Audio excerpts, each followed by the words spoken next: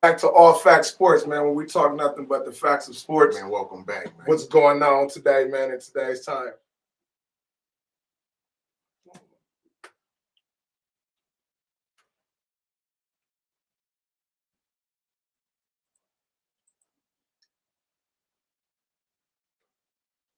Sorry about the delay.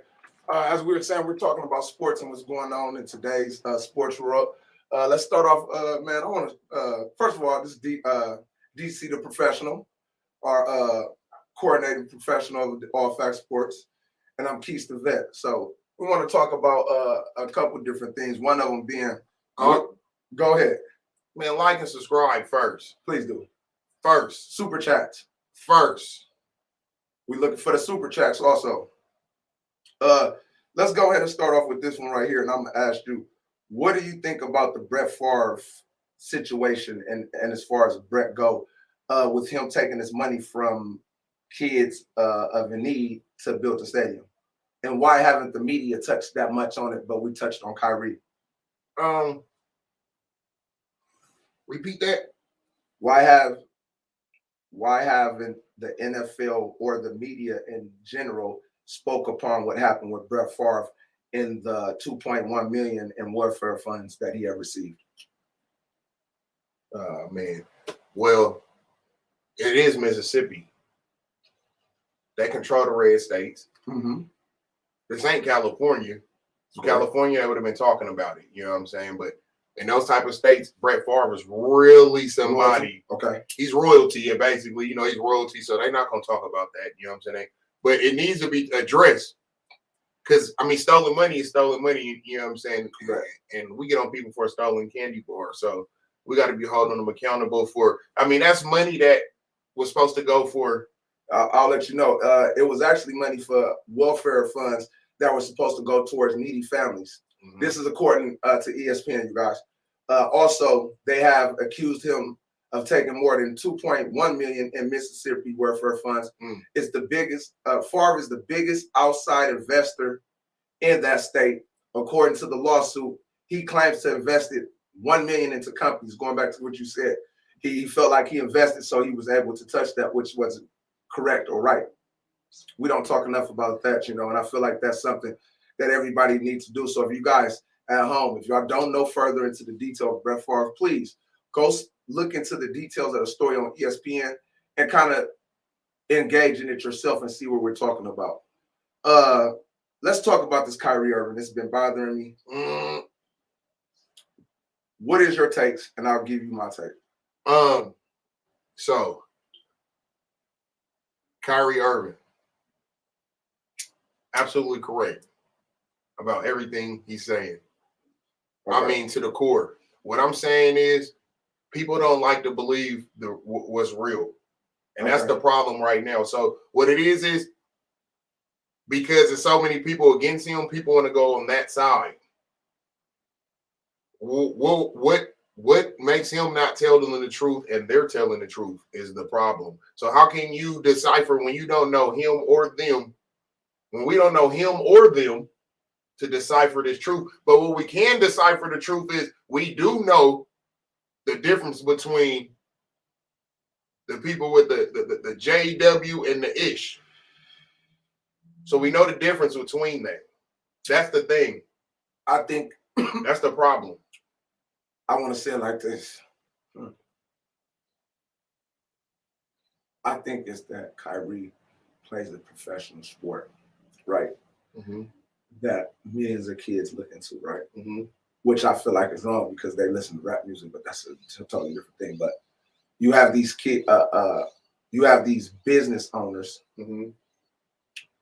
that feel like they pays Kyrie this top money to do a professional job that he does, that he shouldn't take it that far as that go in the stage that he's using that. Me personally, I don't feel like Kyrie was wrong. I feel like what he was wrong about was the backtrack, the apologetic part of it.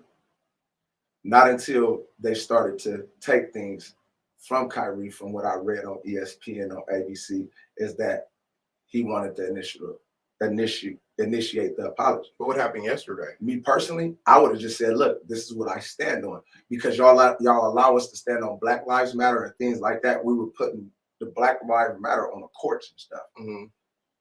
So I felt like if he would have stood on his pivot, it would have been, he would have lost it, but they would have got where he was going. But he stood on. Did you see him yesterday? I didn't see yesterday, but I know he apologized. But then he doubled back yesterday. But see, now you're not. He doubled back yesterday and said he's not apologizing.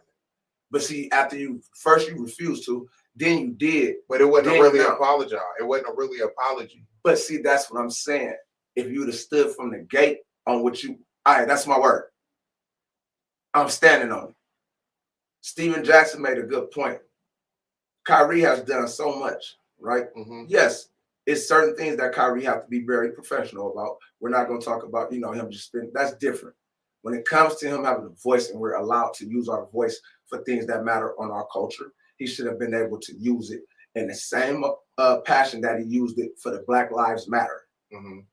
But because they feel like he offended that the others, mm-hmm. is now they want an apology. Mm-hmm. You see how some of his peers, LeBron James, let's talk about that. But before we get to that, that's the thing. He's apologizing to those people. See, Black people got it confused about who he's apologizing to. What I'm saying is, those are two different people that people are putting in the same category. See, those people aren't trying to be those people, but we get it confused as if they are. But because they're not. And he knows they're not. So what I'm saying is, okay, forget it. You know the guys who stand on the corner we be seeing with the purple and stuff on? Yeah. Those are okay, boom, that's a Jew, right? Those other people don't claim to be Jews. They claim to be Jewish. Correct. Which is something like it, which Correct. means they're not, which the argument is kind of retarded. The basis of what are you arguing when they're not even claiming to be who you're arguing about? See, the whole problem is the Black Jews, they say, oh, they're trying to be, they're not. You got to think about it. Sometimes some people want to be like you, right? Correct. But do you think in that sense of this right here on a sports level, Kyrie, first of all, I would have did this. Before I put anything up, I would have vetted my work. Do we know for the clip that he put out, do we know that to be true? Because that was done by a film, professional film guy. Mm-hmm. Kyrie, if you believed it to be true, then I would have stood on it every bit. It wasn't no walking back. Mm-hmm.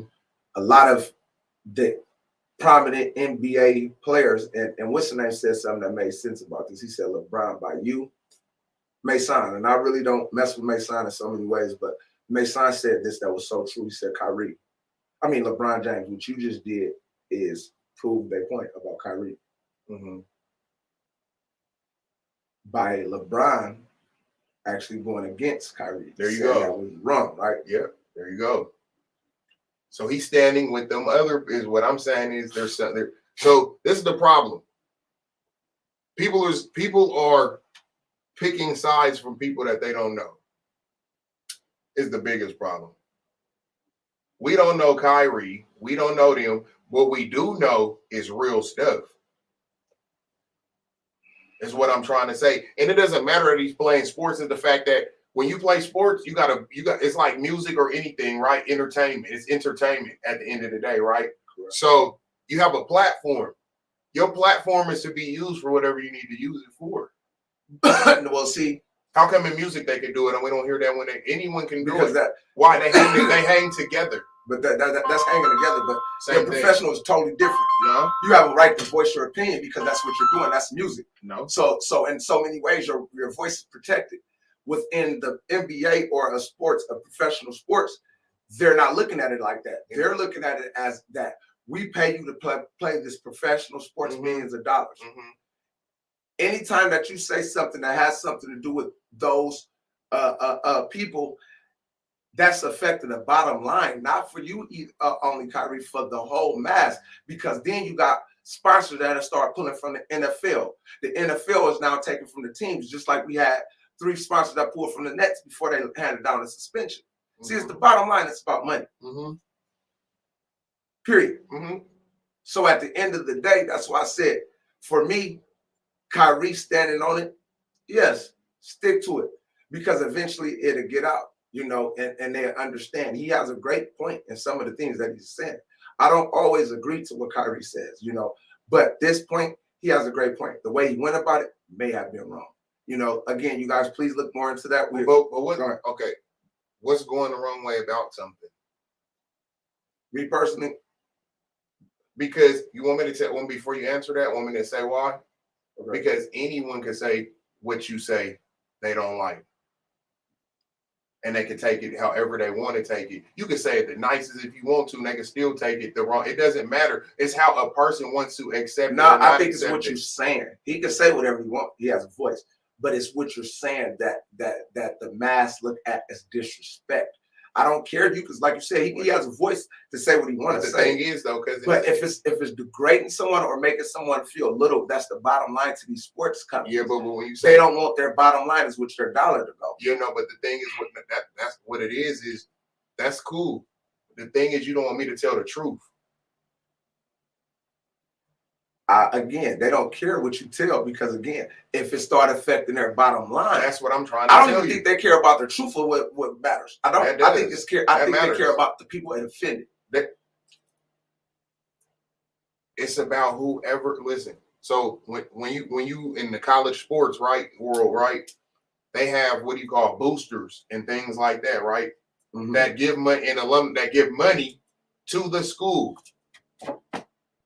But now we're talking about, once again, we're talking about money. Yeah, money it's always everything. We know it's about money. So if I'm giving you some money, I have the right to.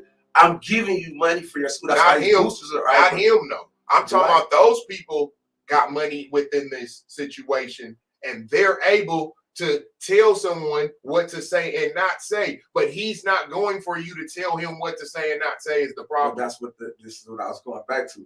It's the bottom line to if Kyrie, let's just say that's any job though, right? But let's just say, for example, if Kyrie had did this right here, right? If Kyrie wouldn't have been retired, they wouldn't have gave 2 fucks about it. Bottom line, of course. Bottom line, but when it affects the bottom line of the NFL, the NBA, anything that makes $1 for them or take $1 away from them, they're going to try to put your muzzle to your mouth. Yeah, there you go. Yeah, we know that. But what we have to say as a professional basketball player, NFL player, if you say something, stand on it. It may affect you, your dollar. But look at Kaepernick. He went all the way in. He wasn't apologetic about nothing because he knew that he was right. If Kyrie know that he's right, all I'm saying is for Kyrie, you should those are 2 different type of things. But no. What we said is standing on principles and morals. If Kyrie Irving thought something which he was right about, most people saying he's correct about, then he would have stood on it. This is why I said he stood on it. Right, but you apologized and then you took it back. But I never heard him. But I never heard him say sorry. See, that matters. That matters if you say I'm sorry. He didn't say he was sorry. Nah, he apologized because again, for him to come back and say I didn't mean sorry, he had to apologize in some form of way for him to come back and say that. But those weren't his exact words, though. What I'm saying is he just let them know, like whatever y'all. He's sticking to his. He was letting them know I'm sticking to what I said. Right, but in the same sense, this is what I'm saying. It was the backlash from peers of telling him, dudes, that you got a point. You know, but again, shout out to Kyrie Irving for bringing something that he felt like was a very prestige move to his point. I like I said, I don't knock you, but again, I'm always to the bottom line of what my great grandfather used to tell me: if you're gonna say something, say it, stick to it, believe in it. He do, you know. He always do. But we will see, because as time was to tell, he has conditions he has to meet in order to get reinstated. If Kyrie get reinstated, then we know that Kyrie did what most didn't want him to do, is abide by what they wanted him to do to get reinstated. Worst people want him out the league totally. Yeah, it is people that want it. That's true. You know, and that's a part of that. We say that society of money. You know, they control it. Meanwhile, NFL, they're at it again. They're at it again. We have Jeff Saturday. Oh my God. Now, I'm gonna say this like this. Jeff Saturday was hired off ESPN First Take. He was one of the anchors. Played for the Colts. Won Super Bowl. He was the reason the NFL lockout was able to get back together, negotiating on behalf of those things. He also is a advocate of putting so many funds. Deion Sanders just said this. He put something into Jackson State. So I want to give the backstory behind Jeff Saturday before I go into this thing. But before you said he put money into Jackson State, right? Yeah, to the yeah, but guess what? Then we just giving credit to credit, right? When there's not even credit, to tell you the truth, because at the same time, first of all, I went to Grambling, right? So Jackson State been around, right? Jeff Saturday just gave money when Deion Sanders got there. So I tell you the truth, other HBCUs, I can show you in the paper, other HBCUs are having a problem with certain things, and that's facts. Because what I'm saying is you're giving. What I'm saying is they not helping all the HBCUs. They're only helping this one school that's already. I can't listen at this bottom line right here. I'm gonna say it like that's not a bottom line. Deion Sanders. I don't care long as you catch on and you're doing something. It don't matter when you started. That matter. No, it doesn't, because if I wasn't aware of everything that was into the back pocket, maybe I wasn't interested into it. Hey, I was able to get a friend of mine at Deion Sanders that I was able to go take a visit and see these different things and say to myself, you know what, I was missing out. Hey, let me donate this. It's no different, because it's a lot of black coaches, a lot of black players that wasn't investing into black colleges that Deion got there. And a lot of teams, they were saying this. Hugh Jackson was on a pivot. Shout out to the pivot. And he said this. He said, yes, it's a lot of black coaches around the HBCU that's mad at Deion. For example, Eddie Robinson's son didn't even want to shake Deion hand. They got into it because of what Deion brought to Jackson State. However, Hugh Jackson said one thing, but that was not the narrative from the beginning. It's like a president. The narrative be something from the beginning, and then it changes. So the narrative was to help all HBCUs and not just one. Now what we're seeing, there's only one being helped is the problem, and we can see that, and everybody else can see that. That's what they're speaking out about. What I'm saying is the narrative was to help all HBCUs. That's why they start selling that. But their enrollment has went up since Deion been there. That's fact. Jackson State. No, everyone has enrollment, because you got Eddie George that's at Tennessee State. You got Eddie Robinson's son that was tonight. You got Hugh Jackson that's at Grambling. Grambling has the pivot filming at their stadium, so their numbers has went up too. What I'm saying right here, let's get back to Grambling been having numbers. They had Doug Williams before, which was the first black winning quarterback, right? Period. So Super Bowl quarterback. So yeah, let's do this. This is why Grambling was smart enough to say, you know what? Let's go out and get Hugh Jackson. Only thing Hugh made a mistake was hiring, which he fired, was the guy from the white guy that had all the allegedly cases. But we'll go to this.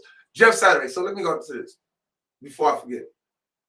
NFL, I'm very disappointed in y'all. This is for one. Even though, which I found out, this is an intern. This is not a hire. They fired their coach, so you have a right without having to use the Rooney Rule. But however, I know what y'all doing. See, y'all hired this because then once you get him in as an intern, when it comes down to you already know you're just gonna hire a couple of black coaches, because Reggie Wayne was on that staff. Reggie Wayne was a part of Frank Wright coaching staff. Frank Wright went to you guys and said, if y'all fire me, basically from what I'm hearing, he wanted Reggie Wayne to be the head coach. Jeff Saturday, y'all went to Jeff Saturday. Y'all hired Jeff Saturday. This is what the bottom line to the NFL is with. We have to get black owners into position to own the team. Because at this point, These billionaire boys are going to do what they want to do. There you go. They don't have to. Y'all got to understand this. And let's say this one more time. They can hire who the fuck they want to hire. They don't have, listen, they don't care about giving up no draft pick because that's a Rooney Rule. So I give y'all third pick. Yeah. So what? Y'all charge me $1 million. I'm worth $50 billion. Yeah. So you think I give a fuck? Yeah. How y'all start doing it is telling these owners, I tell you what, if you don't actually do a real hiring process with 5 black coaches, I'll put it in an argument to you for you to lose your team. Y'all have to do something with these owners that get hit, or y'all start finding them $30 or $40 million, which will go into black, which y'all already do with the little million y'all find them, which is nothing, go into black colleges. $40 million to go into the inner city of that city your team is in. A lot of people are upset at Jeff Saturday. How can you be upset that this man? He was sitting at the first tape. They called him. Be mad at these owners. See, this is what the owners do. See, they like you to get the small piece on this chessboard. Hey, take care of him, so we can keep doing what we're doing. No, we coming at y'all because it ain't him. Y'all hiring him. Once again, it goes back to y'all hire who y'all want to hire. So if we need to do something with them general managers. But guess what, cousin? When I hire you, right, I bring you in the office, right? And I ask you, why are you qualified for this job? I'm going to give you my best answer I can. Okay, right? Now I'm going to ask you, why are you qualified over these other coaches? Best answer I can. I played the game. I played at a high level. I'm a leader in men. No, I said coaching, though. I'm about to tell you. Not playing. I'm about to tell you. I've played the game. I've been in the locker room with the men. I was the leader of my lineman. I've been a captain. I've been a player rep. So I know how to lead men. Not only that, as a coach right now, I feel like with the ability of me being able to be a sports anchor and kind of watch the game from afar, I'm able to see what we're missing. So if you're able to give me this opportunity, now I'm selling myself. What I got to ask people. Now I want to know what makes you qualified more. Now I need to know what makes you qualified than these guys who've been here assistant coaching. I just told you. I've been in the trenches. No, but what I've been in the locker room as a player. That qualifies you as a good player. No. You can't tell. You asked me what were my qualifications over these other people, and I'm telling you what my I've been a player. Don't matter. Listen, I've been a player. My ability to lead men in current crucial situations will translate me as a coach. People ask me what qualified for me as a coach. But you have never led a team because no matter what, when you talking it's about the pros, because when we're talking about the pros, it's the first for everything. It's always a first for everything. So again, you asked me why we wasn't the first. I just want. No. If you want to break it down to this, you have to say the bottom line like this. See, we got to listen. I'm talking about, and this is why I said this is that fine line act. That's not really a fine line. Here's where I'm at. Because as a coach, if you want to get into what makes me, because again, I'm giving you my perspective as a coach with no black and white attached to this. This is a man. What makes me qualified? I'm giving you my qualifications as a man, as a coach. I can do this. But you've never coached, so you can't say as a coach. Hold on. So you're saying you asked me what would qualify me as a coach. That's what I asked you. And I'm telling you, my ability to have played the game at a high level, my ability to lead these men, my ability to be the president of the Players Union for over 5 years, my ability to negotiate when we were at a high with lockout, when we was at a stalemate. I was able to go in and negotiate that to make sure that the players were good, they were happy. So that translates to me being able to lead these men in crucial situations when these men need me. I'm able to say, hey, I know what it takes. I've been in the trenches. And let me tell you this. When you come to losing, and I'm selling myself. Remember, before the coach, before the coach got Peyton Manning, sir, I was on that lose. I was losing. To translate into building a winning team, I was there. And again, what I'm saying, that's when, as me trying to sell myself and tell it when I'm qualified. I can't speak on the coaches. I would never. No person's ever in the history gonna sit there and say, "Well, he's better than me because of this." No, I'm gonna outsell myself. That's what you're supposed to do in any interview, you guys. So as I'm saying it like this, it comes to these owners and these general managers. They're able to say, you know what? I want Jeff Saturday. Reggie Wayne have been coaching for 4 years now. I believe he wasn't on Phillies with right. But Reggie Wayne played for the Colts, got a ring. Same thing as Jeff Saturday. No, he's been coaching. There's a difference, not the same thing. Like I'm talking about as far as the quality, he had to do the same thing. He wasn't a coach at first. He never coached at first. No, assistant coach. What I'm saying, no. As a coach, this you got now. As a coach, you coach. This is what I don't like, because even with you, because last year and the year we didn't talk, and we all didn't talked about this, right? About the non-hiring of black coaches, and we all have had a problem with it. But so I don't have a problem with the person that's getting a job.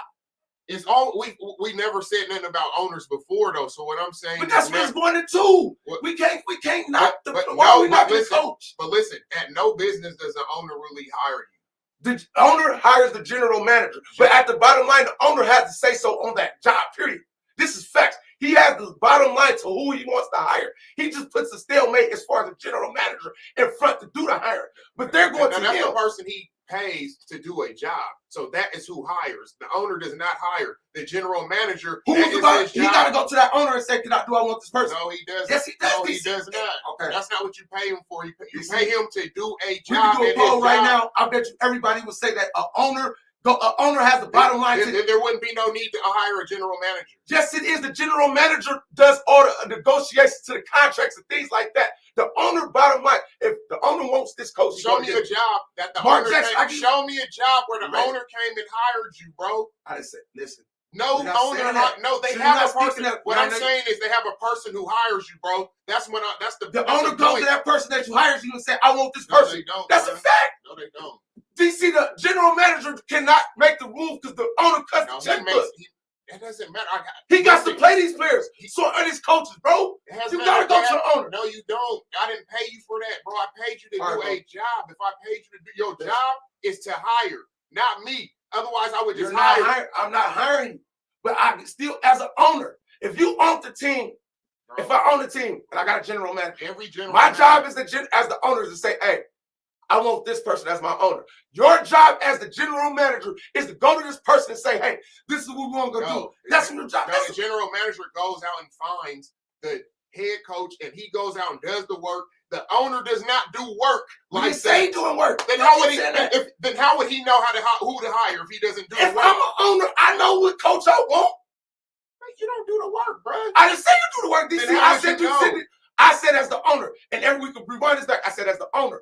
Your job, the owner job is to do this right here. Bro. Hey, I call my general manager. No owner hires, bro. That's not their job. What I say? Where do I say? You keep trying to throw. I didn't say nothing about an owner hiring. I said an owner going to get the person that he wants to be his head coach. Meaning he tells the general manager, hey, I call my general manager, Jeff.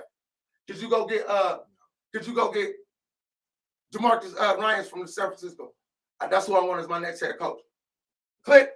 My general manager's job now is to go and contact and do the work to get this player that said owner wants. No, facts. That's not facts. That's nowhere near no facts. The general manager does the work. He goes and finds the head coach he wants, and he hires the head coach. Well, that's why general managers get fired, because when they don't, who they get fired by? Who they get fired by? They get fired by an owner. And so that's my point. The coach gets fired by the general manager. No, he doesn't. What do you know who the man in football? In football, do you know who the in football? Let's make a call. In football, do you know who the man of death is? Let's make a call. Not the owner, bro. No, let's make a call real quick. When you get cut, the owner don't catch you. So we don't. So does the owner catch you? Does the owner catch you? Does the owner catch you? Listen. Does the owner catch you? We can agree to this. No, the general manager. Let's do this right here. We'll call real quick. And let's call. Call who? We don't listen. You got to call the real general manager. You can't call another person. No, this is not bro. This is another person, bro. We're gonna call somebody and ask them. Yeah, but you can't call your person. If you call, we're gonna call somebody and ask them the perspective. We're not even gonna say we're arguing. We're gonna ask them something, a question, and they're going to answer the question. Like, relax, bro. Like, listen, we were just gonna ask them a question about football. We're gonna ask them or basketball. No, we can just say this. Hey, As an owner, do the owner tell the general manager what head coach you want? No, we're not saying that. See, you leading him into it. That's a lead. Well, that's what we're arguing about. So you have to tell them. You know, you leading. How's that leading? You can ask the same question. No, that's I don't gotta ask it. All you have to do is ask who hires, bro. Don't ask. No, that's not what we ask, because we know the general manager hires. That's not what we're arguing about. That's what I am arguing about. We know that I know the general manager hire, but the coach tells the general manager what heck. The owner tells the general manager who he wants. Only Jerry Jones do that, and they do not. Every owner does that. They don't, bro. That's not how. Bro, our owner wanted Shanahan. That's a fact. It don't. Our owner told. Our owner actually had to hire Lynch and Shanahan at the same time. So you have the GM and the head coach at the same time. Here's the deal. Anybody that's in the comments that watch this, please leave the comments. I promise. Owner's job, when I build my team as an owner, I have to hire a general manager. There you go. If my general manager job is to do what? Hold on, let me finish, and I'll let you see. Let me finish. And I said, what's his job? If I buy a team right now, my job as the CEO of this company is to hire a general manager, right? Mm-hmm. As the general manager, my job is to obey the rules of what I need to do as far as the general manager, which means if my coach, if my owner asks me to get a set coach, my job is to go get that coach. So that's your job. No general manager. So you don't have a wait, but before you finish, but you know why? Because you never gave. So what is the so what is no? I know, but I just need to know before you finish. When you hire a general manager, right? When you hire a general manager, right? No, when you hire anybody, their title tells you what their job is, right? The general manager, once again, job is to do what I asked him to do. That's a fact. I hired him as a general manager, my general manager. He doesn't work for himself. He works for me. So at the end of the day, as an owner, I tell the coach, no, bro, as an owner, you have to have a vision for your team. You don't just say, general manager, do everything. It doesn't work like that, bro. That's how it works. Okay. That's what you hired. So again, let's do this real quick. I'm gonna call Chuck. I'm gonna call Chuck. Who? Chuck. That's what I'm saying. You can't just call in. You gotta call a real. You can't call. Matter of fact, I'm gonna call Marshawn. I'm gonna call one of my guys, Marshawn Ferris. Watch this. Yeah, because you cannot call. Because you just said music don't got nothing to do with it. You just said that. He's an advocate football player. This dude watch football and he's really no, that's not playing. That's not the same. You said Marshawn didn't play. No, Marshawn played basketball. Right. So he played football. So what that mean? We're in college. No, he played high school. I play high school. No, but we talk Marshawn. That doesn't mean matters. That doesn't. All right. There was no general manager in high school, bro. You can't tell me what are you talking about. We gotta call somebody. Call somebody where there's a real general manager. There was no general manager in college. So what are you talking about, bro? What are you talking about? There's no general manager in college. Right. The coach does all the things. Nick Saban ain't got no general manager. The coach do everything. The head coach does everything. You have a scout team that's different. They scout the players. They scout the players. Let me just do this real quick, so we can end this conversation. So you're gonna tell me? He's active. Hold on, this nigga gonna say. Hey, yo, we don't know facts first. I'm gonna reach out to somebody.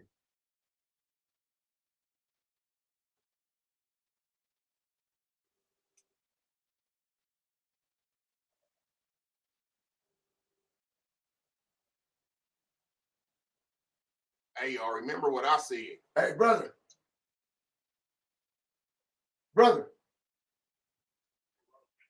Hey, brother, check this out. Now, listen. We in this debate right now, right? We live on All Facts Sports on YouTube, right? Here's the deal. I'm damn near going to send you the link so you come in. As an owner, right, of the team. You trying to lead him. I'm not trying. No, because that wasn't never what we see. Because, hey, Marshawn, I'll call you on my phone then. What I'm trying to say is. He's saying this right here. I'm going to give you both scenarios. Yeah. He's saying this right here. Let me give you my scenario first, and then I'm going to give you mine. Why you don't give me mine first? And then you say, what's the difference? He going to know both scenarios. That matters. That means you want him to lead it to yours first. That doesn't matter. If he going to know both scenarios. That's why you can't do that. That's why you can't do that. Marshawn, here's the deal. As he's saying this. If it didn't matter, you'll say mine. If it don't matter, you'll say mine. Bro. As an owner, what is your job? As an owner of any team, right? And when you hire a general manager, right? The general manager job is to don't say what. Ask him what it's to do. Don't tell him. Just ask him what it's to do. We know it's not. I never argued that, bro. This is the deal. No, He's saying that the general manager job is to hire a coach, right? Which is true, right? Right. That's true, right? And I'm saying that's true. Who does that? Doesn't the owner tell the general manager what head coach he wants? Nigga, like I said, nigga, I'm sorry, nigga, I play sports all my life, nigga. I know what I'm talking about, nigga. Okay. Now, didn't I just say Jerry Jones, y'all? I said that. But majority. No, he didn't say no majority. Let me talk, bro. Come on down, bro.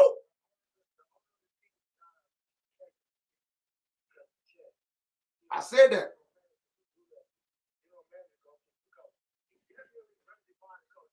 Thank you. And I said that. You said what? He definitely runs it by the owner. That's what I'm saying. Your job is too. No, running it by is not the owner. Hey, Marshawn.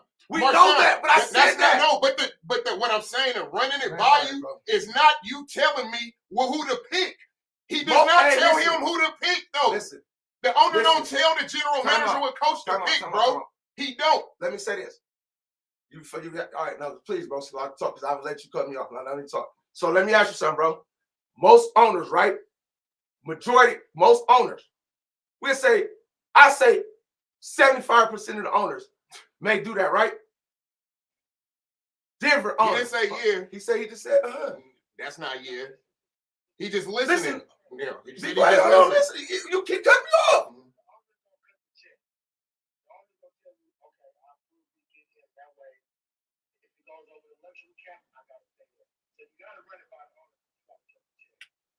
That's all I was saying.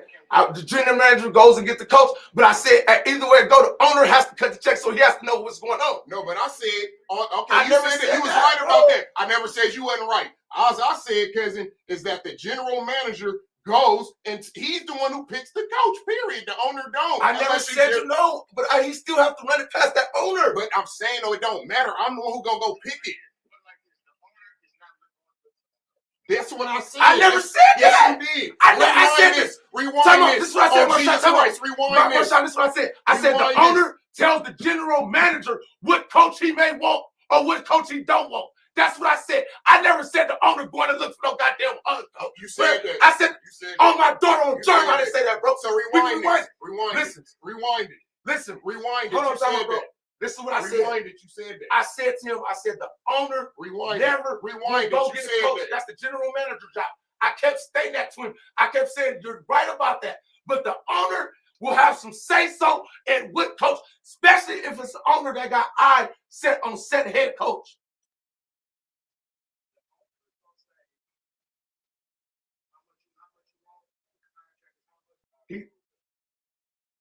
That's it.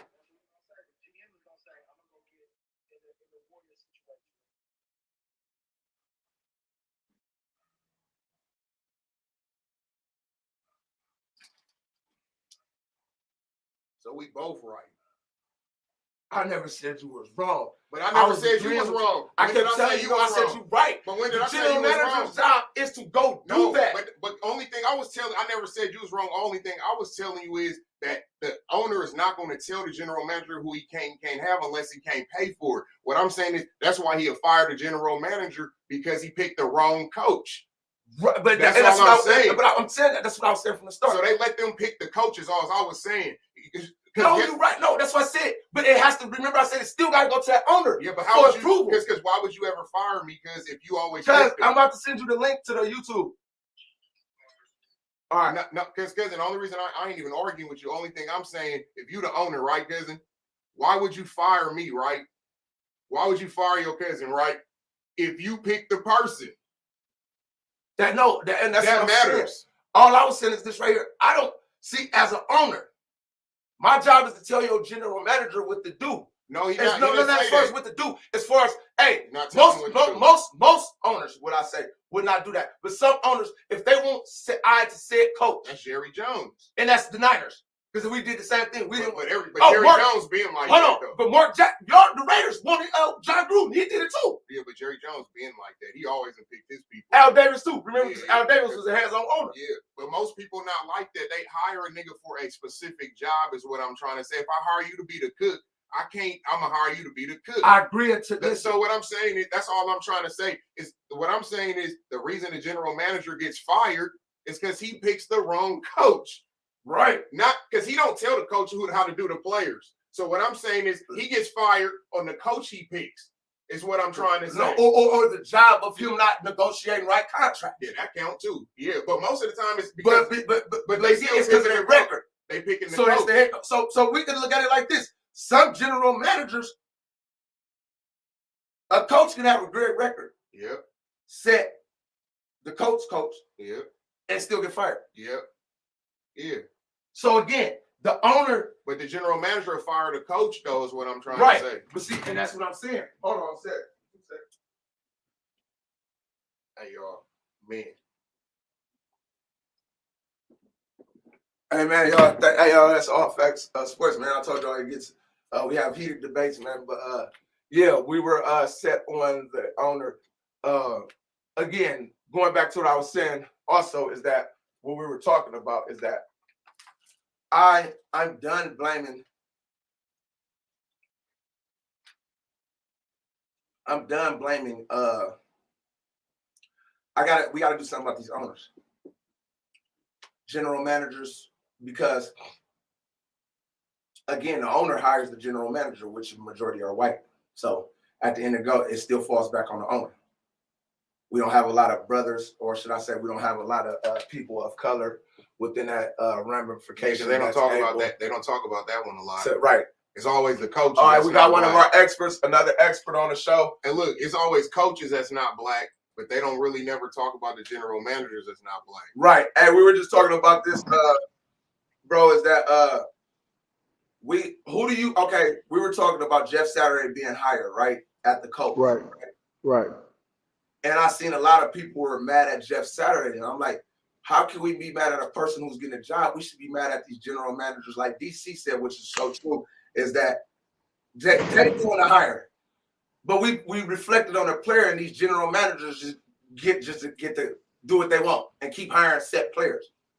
Man, them owners fuck with who they fuck with. If you own the Raiders right now and you wanted to hire D to be the coach, you could hire D to be the coach. It ain't that. We just got to get in positions of power to own teams. That way we can hire who we want to hire. That's what it is, man. It's not that. And it's not like you can just go say, if Jay-Z and Diddy wanted to buy a football team, they could buy a football team. Now you got to be allowed to buy that team by the rest of them owners. They ain't going to fuck with it like that. You get what I'm saying? So you can't be mad at Irsay for hiring Saturday because that's his partner. I said that. Mm-hmm. I said all Saturday did is take the call, like, for sure. And that's why I said. Yeah. Now you're gonna get mad. You're gonna get mad because he got the job and he coached just as much high school as I coached. And now he That's what DC was mad about. No, that's what DC was mad about. That's what I said. He said, I don't give a fuck. He never coached. That's what I said. I ain't mad at them for hiring him. I'm mad because I'm like, well, wait a minute. The nigga ain't coached. And then his team was 183rd in the state of where they were from. So I'm like, terrible. So, hey, he couldn't even lead a high school team. Listen, not coaching. Your parents told you a long time ago, bro, that what you know is who you know. Classic example. That's it, man. I said that. I said Irsay looked at it like, but see, I was kind of like, you had a Reggie Wayne that's been coaching. I would have rather for a person that's been coaching for the last 4 years, coached under some high pressure games. And it was rumored that Frank Wright wanted him to replace him as the head coach.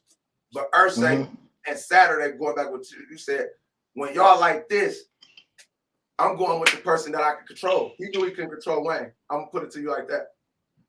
See, you can man, he hired Jeff Saturday. That way he can have input because you don't know shit. Yeah, you don't know shit. Okay, it's like this. You don't know shit. We love y'all fuck with the Warriors, right? Y'all like the Warriors. All right, so check this out. Every time the Warriors win a championship, they thank Bob Myers for putting that team together. Right?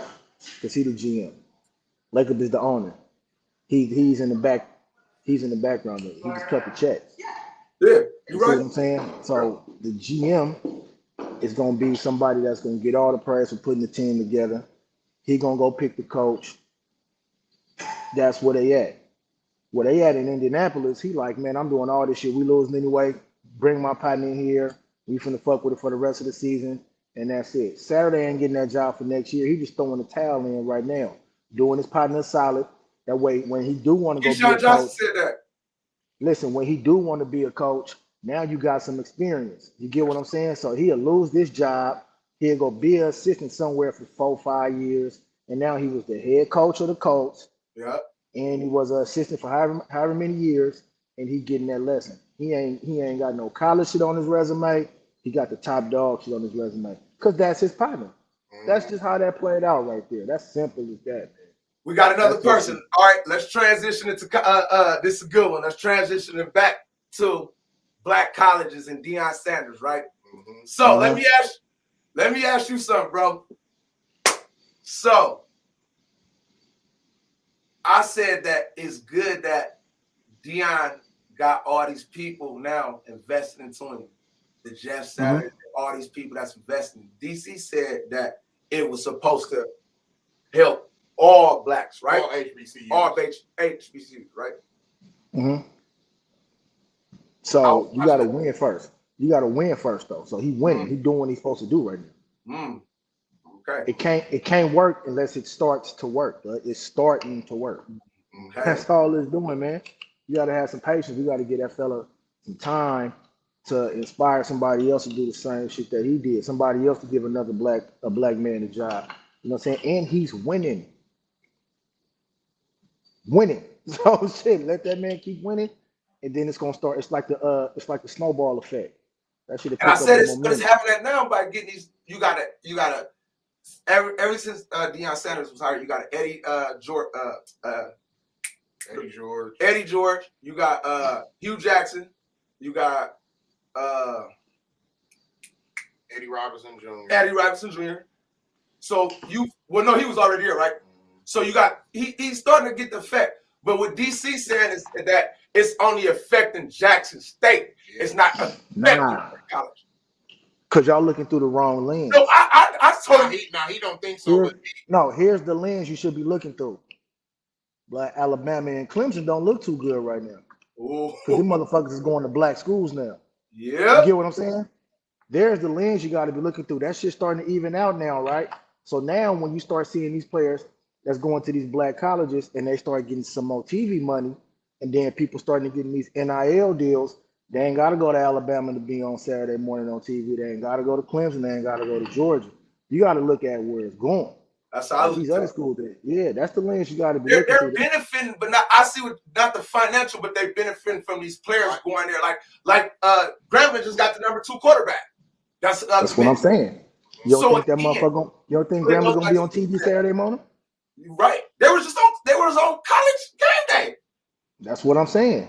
Was they on college game day 2 years ago? Nope. No, nigga, they was on BET at the Classic. That was it. That's fact. You see what I'm saying? So it's working. It's definitely working because people making these youngsters, man, they in control of their own shit. And they getting an NIL check. So they're making conscious decisions to go there because they know what it is now. They got opportunity. It used to be you ain't got no shot going pro. You go to a HBCU, ain't nobody gonna see you. They're gonna say your competition is terrible. You got to be a motherfucking 5-star player to do it. And if you're a 5-star player, you going to Duke, Kansas, Kentucky, and hoop, Alabama, Clemson in football because you know you one and done, or in football you 2 or 3 and done. That shit, it's evening out. The shit is working, man. So just got to get that brother some patience. But that's the lens you got to look through is what's happening to these motherfuckers you could pencil in. Alabama, you know what I'm saying? Clemson, Georgia, they getting hit. But what it is I'm looking at Jackson State, right? And I see them beating every one of these HBCUs 50 to nothing. What I'm saying is not evening out for me. It seems like they all looking. Why would Hugh Jackson? Of course, because people really like, Hugh Jackson. Yeah, we start going, but Grambling always been Grambling though. You know what I'm saying? That's a school. But Eddie George getting them too though.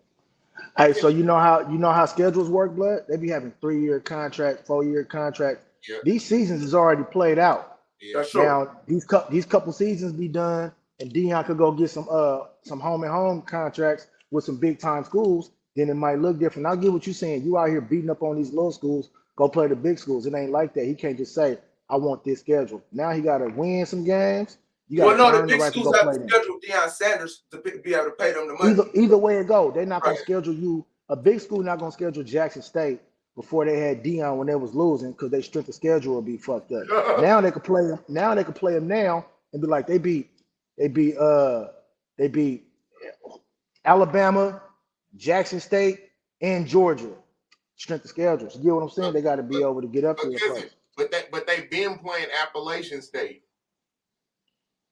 Jackson State. No. Michigan.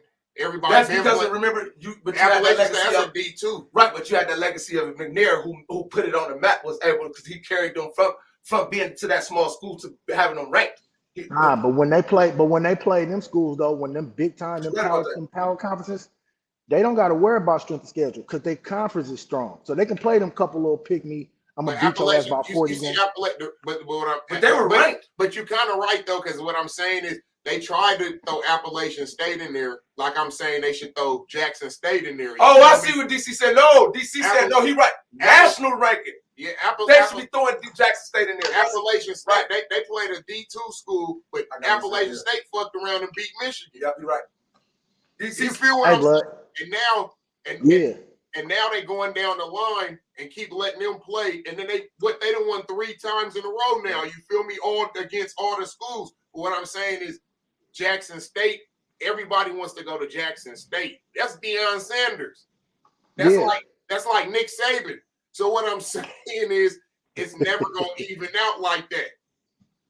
It's gonna even out because you gotta remember that it's gonna even out because no one will get bigger. I mean, the tightest nigga in college is Travis Hunter. That's the nigga who you played with Deion Sanders. Here's the thing, blood. Here's one thing you got to think about. You know why they say college coaches don't really go to the NFL and do well?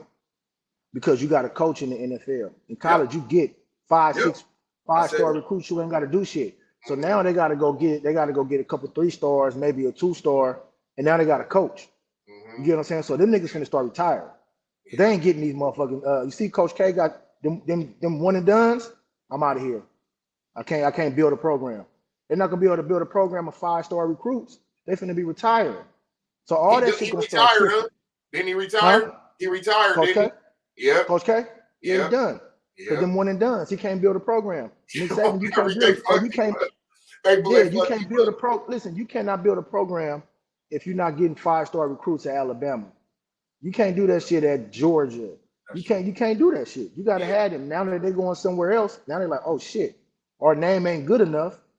We can't pay them under the table because now these niggas getting NIL deals.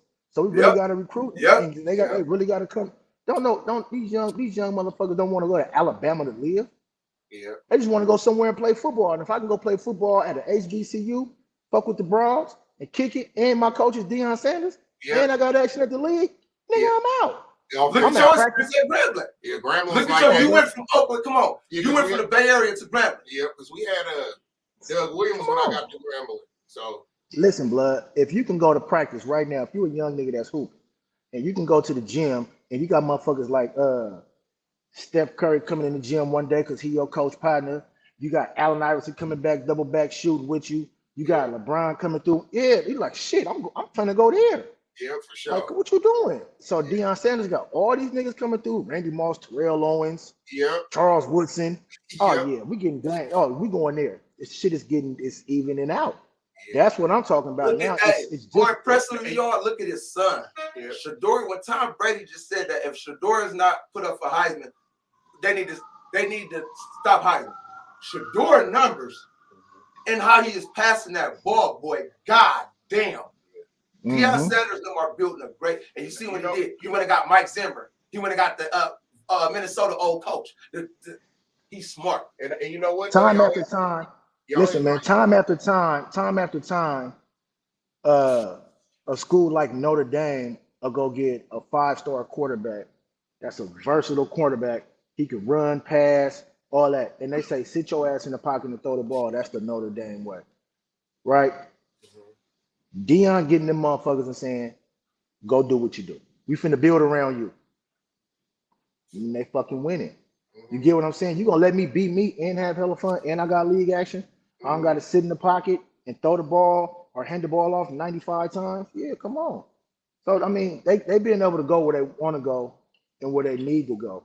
So, like I said, man, I think it's gonna even out. Do I think that Deion Sanders is going to build a Jackson State program up to the level of Alabama? No, but I think that he's gonna get a big time job after he built this school good. He's gonna get a big time job and do the same shit there, man. That's where his legacy gonna go. I think honestly, and this is me personally, I think Deion Sanders, and I know for a fact, knowing how Deion is competitive, Deion, that's his goal. Deion's goal is to put Jackson State as a ranked team. And he never want to leave. Listen, y'all did. You know that nigga song is "Must Be the Money." That bag gonna come and he gone. No, his alma mater offered him Florida State offered him the biggest bag. He turned it down. He ain't ready because he's smart. He wasn't ready. Y'all gonna give me that money? I'm gonna go there and fail. I still want to win. Let me get ready. Want to build a powerhouse. Yeah, but now he can get everybody want to play for Deion Sanders. So wherever he goes. So now he go to one of those big schools. Nope, it's really young. Yeah. He's ready now, right? I'm taking away from. I got what you said. I'm taking away from what I just built. That's what I'm trying to say. He can never leave. That's what I'm saying. He wasn't ready. You know what I'm saying? Now he's ready. DC made a good point. No, DC nah. Deion Sanders took out. If I do that and I'm taking away what I just tried to build. Now I'm gonna get all these same players to come to Florida State. If you do like you said, here you go. So now it's taking them right back from the HBC. That's why I think you got it right. Yeah, that's why I'm trying to say it's not going. He would have to stay there like Eddie Robinson or somebody like that. Coach Spear, he have to stay like that in order for this to work. Yep. They got to pitch. They got to pitch and get a TV deal because that's how they get paid. They get a TV deal, and that might happen.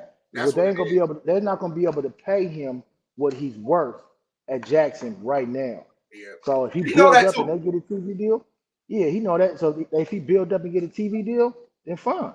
And I think that's why I think that's why he does so much and have so much rappers and so much stuff come there because that is entertainment. So that will help you get a TV deal. And they're donating every time they come. You off the top. And but what I'm saying is people looking at that. That's so TV like.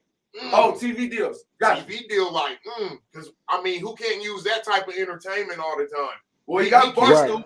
He keep it going. He got Barstool Sports, and that's dope too. But y'all, but Cuzzo, you is right though about y'all is right about it is kind of like everybody do got something. It's just that them guys don't use. They leverage like Deion Sanders. That's what Hugh Jackson said that on the pivot. So y'all he right. said we got to start using our leverage. Hugh Jackson don't act like Deion Sanders is the problem. If he did, Rambling would be just like that. I agree. Because he knows everybody too. I agree. Hugh Jackson know everybody. That's like Mike Brown going to the Kings. He know everybody. What I'm saying is you can have the right. You gotta have that. You gotta be able to relate to these kids. You get what I'm saying? What it is. You got to make sure that y'all gonna have a good college experience. Y'all not gonna just play football. You know what I'm saying? Yeah. Correct. Yeah. All right, but look, I can hold y'all. I gotta go back to finish working. Hey, I'm finna get out of here. All right, I love you, brother. See you in a minute. All right, cuz. Hey. Yeah, but that's what it is. Y'all right about that. What it is the diversity. It is about this. But what it is, they don't use. They leverage the same. So it looks like all the money goes to Deion Sanders and to Jackson State.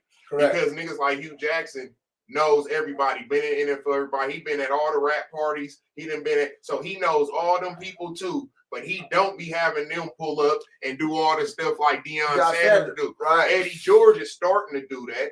He's starting to have niggas pull up and do all that stuff. But Eddie George is also a pastor, so he don't. It also goes to alumni like yourself. Yeah.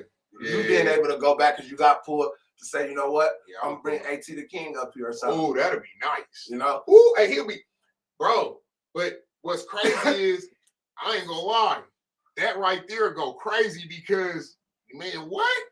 They love that up there. That, listen, y'all. But you know who don't use they pool up there? Black College. E40 and B legit. That's true.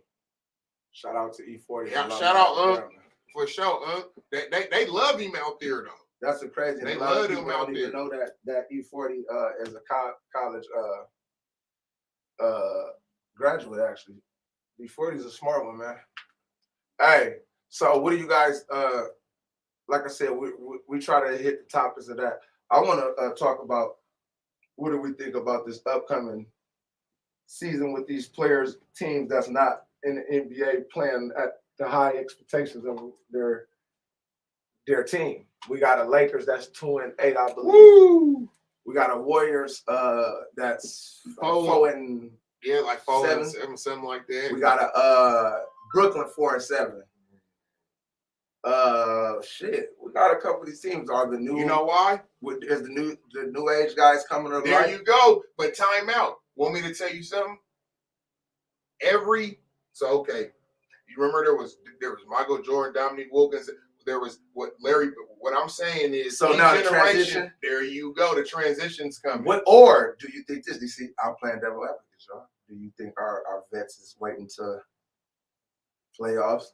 No. Second half. DC? No, DC. I can't get that one. No, it's the young guys now. Look, they're changing up. Listen, the basketball, the landscape. I'm bringing up the stats for y'all. Look, the landscape of basketball is changing, right? And what I mean by that is, if you pay attention, right, on YouTube and all this other stuff, they got professional dunkers now and all this type of stuff. What they're getting ready for is getting more entertaining if you pay attention, right? DC is not lying. Look, the game's already getting to 140, 150. What I'm trying to say is it's getting more entertaining. Okay. So what I'm saying is there's going to have to be a new ushering of new young guys. If you pay attention, they let you even do more tricks with the ball than you used to do. Do you remember when you couldn't throw the ball up to yourself? I think right. You can do all the stuff. I think they transition age right now, DC. It's not right now, right?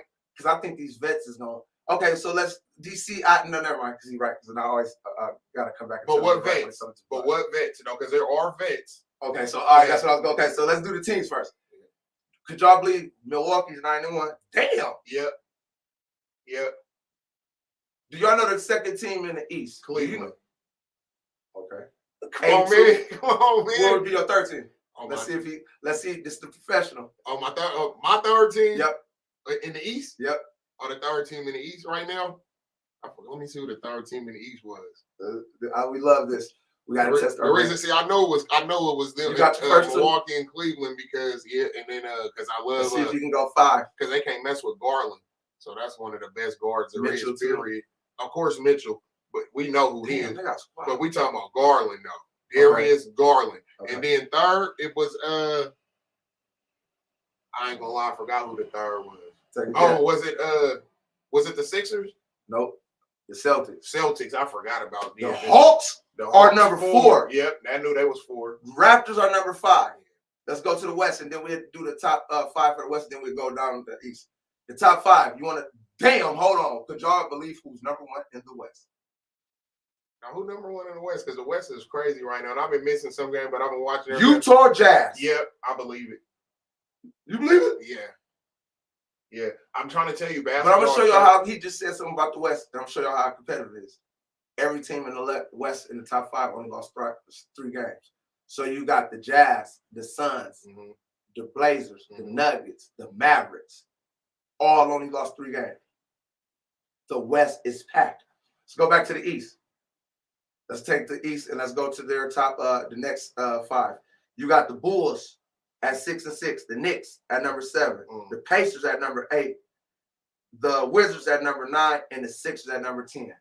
Could you believe that we got the Sixers, the Nets, the Heat, all behind the top 5? That's crazy. Let's go to the West. Because they don't have no.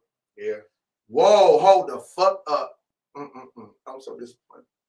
We got the Grizzlies, Clippers, Pelicans at 8, Spurs at 9, Timberwolves at 10.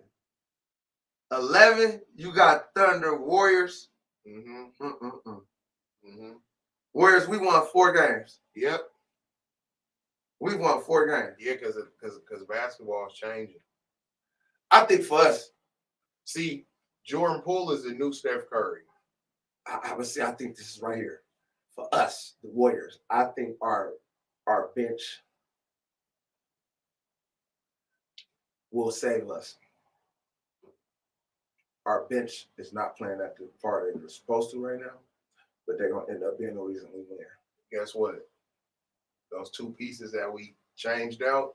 What you? Gary Payton Jr. I know. We talking about defense. See, the thing is, when you're talking about defense, that guy changes on the shit on defense, bro, which matters. See, right now we don't got no defense. See, Draymond Green, people like, oh, see what happened? We can't get rid of him. No, but what happened is with this new basketball, because they're ushering in new basketball, he's not a threat, bro.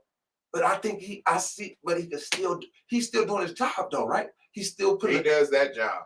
So, but now, listen, you know how we be talking, you know how people talked about like Dwight Howard and all these other people, right?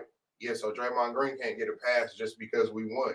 What I'm saying is, but okay, so if we can't, but no, he never was dominant like Draymond, right? So we can get, I mean, like Dwight, so we or the players, he never was so we can give him that. Yeah, we act like he was dominant though, because that was the hype.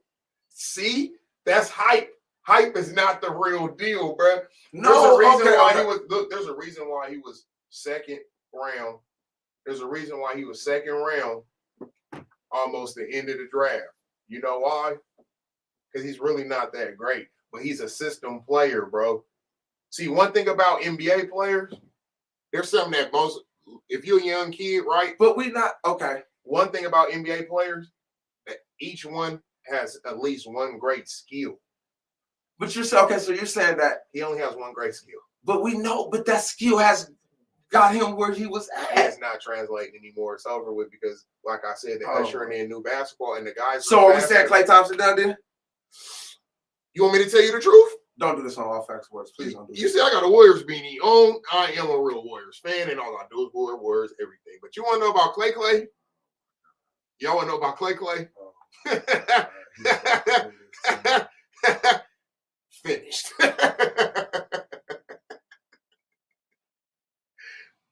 Only thing keeping him is because he can shoot. If Clay couldn't shoot, we give him the boot. Hey, time out. And we talking about Klay Thompson, the great Clay. That be in the Bay. Dope era Clay. Dope era Clay. He ain't done. Who? He ain't done. Dundada. He ain't done. You know them niggas in Jamaica? The Dundadas? He ain't done. We talking about Klay Thompson. Klay Thompson will, second half, y'all mark me, will average 19, 7, 9 niggas is rookies who average 19 and 3. Hold on. Going into the playoffs, 26. Guess who's going to be at? Steph Curry on the tear. Oh, yeah, for sure. He's unstoppable. Now, watch what I tell y'all. We talking about Klay. Klay from the Bay will be back. Like I say, y'all watch this. I'm telling y'all, our Warriors. Let's talk about LeBron James. Klay will never be the same, y'all. So did he sound? You better tell me LeBron's done too. LeBron been done. Okay, I just wanted to make listen, sure. LeBron James, to me, listen, I know everybody be like, this nigga crazy as can be, but guess what? LeBron ain't in the top 5 either. Nigga, what are my top 10? LeBron, to me, is not that great. See, what it is, listen. Is Kobe ahead of LeBron? What? I'm talking about by far. He ain't even close. Okay, so here's the deal. What make LeBron so great? Besides, LeBron greater off the court. LeBron greater off the court. He would never be better than Kobe. There you go. Anybody else? Now, he ain't better than Scottie Pippen. If Steph Curry gets one more ring, why? He ain't better than no Steph Curry. Listen, we're gonna break skills down. Oh shit, we're gonna break skills down, right? I just said, hey, listen. So he's going. Hey, this now, is gonna be highlights. Now we're gonna go with his skills and the skills he don't got, but we're gonna go with his skills first. Okay. First skill he got, speed. Okay. Second skill he got, 6'9". Okay. Third skill he got, he could jump out the gym. Okay. Fourth skill he got, people listen to him. Vision. That's about it. There we go. Okay. The skills he don't got, he don't dribble that good.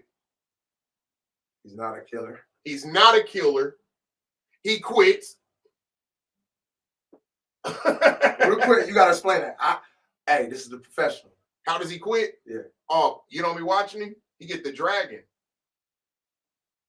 I just want You got to understand, right, how the NBA work. He's 6'9", so people move out his way and things like that just because he's big, right? But his skill level is not nothing like a KD. We're talking about skill. His skill level is not like Carmelo Anthony. We're talking about skills. We're not talking about, listen. So when you say that, and now that you said that, I want to heard that real quick. Let me ask you something. You mentioned KD, and that's my favorite player, but I'm about to go in here. Yep. And I'm about to get him too. Small body head ass nigga. KD. You're starting to show me that they hit the weights. You only won that ring because you went with Steph Curry. It shows me you need a whole bunch of skilled players around you. Why the fuck did you leave? It shows me when you get to have your team on your own, you have not possessed out of the first round. You've been swept. You're the greatest, one of the greatest shooters. 6'11", wingspan of 7'4", dribble, take you off the. But your leadership is what you're lacking. And until you're able to be a possessive leader, you need to adapt some Mamba mentality, some Jordan nastiness, and that little bit of that LeBron, the ability to lead men. Because at this point right now, there's no way with your skill ability and the team they have surrounded you around that y'all should be like that. The ability to not be able to control your running mate. You heard Jordan and Pippen got into it because Jordan would make sure he utilized Pippen's skills the same way you should do Kyrie. I'm telling you right now, KD, they're saying your legacy, in order for you to solidify it, you got to win without Curry, because Curry won 2 without you. 1 before you and 1 after you. That's a man's ability to lead. Curry and them went through the same trials and tribulations. Even now, Curry averaging 44 through a losing streak. I mean, 30, like 33, 30, something like that. I know he hit 44 the other night. I keep saying that. But yeah, KD, man. I watched you at Texas High School, man. Hey, man, this is not the KD I know. I need the leader, man. So you don't think KD is a leader? That was the vet talk. 2 minutes with the vet. Yeah, that was off the top. So you don't think that KD is a leader? Because what I'm trying to say is LeBron was put in place like that. KD has the same amount of power. No, he was put in place. One guy was called the chosen one and the king from before he stepped on the court. So he was put in place as a power from the get-go. That matters. So what I'm saying is if I bring you on my team, right? Mm-hmm. And from the get-go, I let them know this the man, right? Not you just come in and you gotta earn your way. There's a difference between me bringing you in and everybody know you the man, and then only that you still got to hold up to that standard though. He was, because they gave him the ability to bring Jordan in. Didn't nobody? Yeah, he told them these are the players I want. What I mean by KD? Yeah. Who did he tell that? Who did he bring? He the one that got DeAndre Jordan the deal. Even Mark Lather. That's why. I mean, the owner. This is why the GM told him we got to take our team back. Mm-hmm. However, Kyrie was taking advantage of it. See, Kyrie. That's one thing about that man. That man's a bat. He's gonna be outspoken. Mm-hmm. Like he's supposed to. That's what I mean by KD. You got the ability to lead these players on the floor, man. You need to be more nastier to your teammates, and I don't mean in a way of derogatizing them.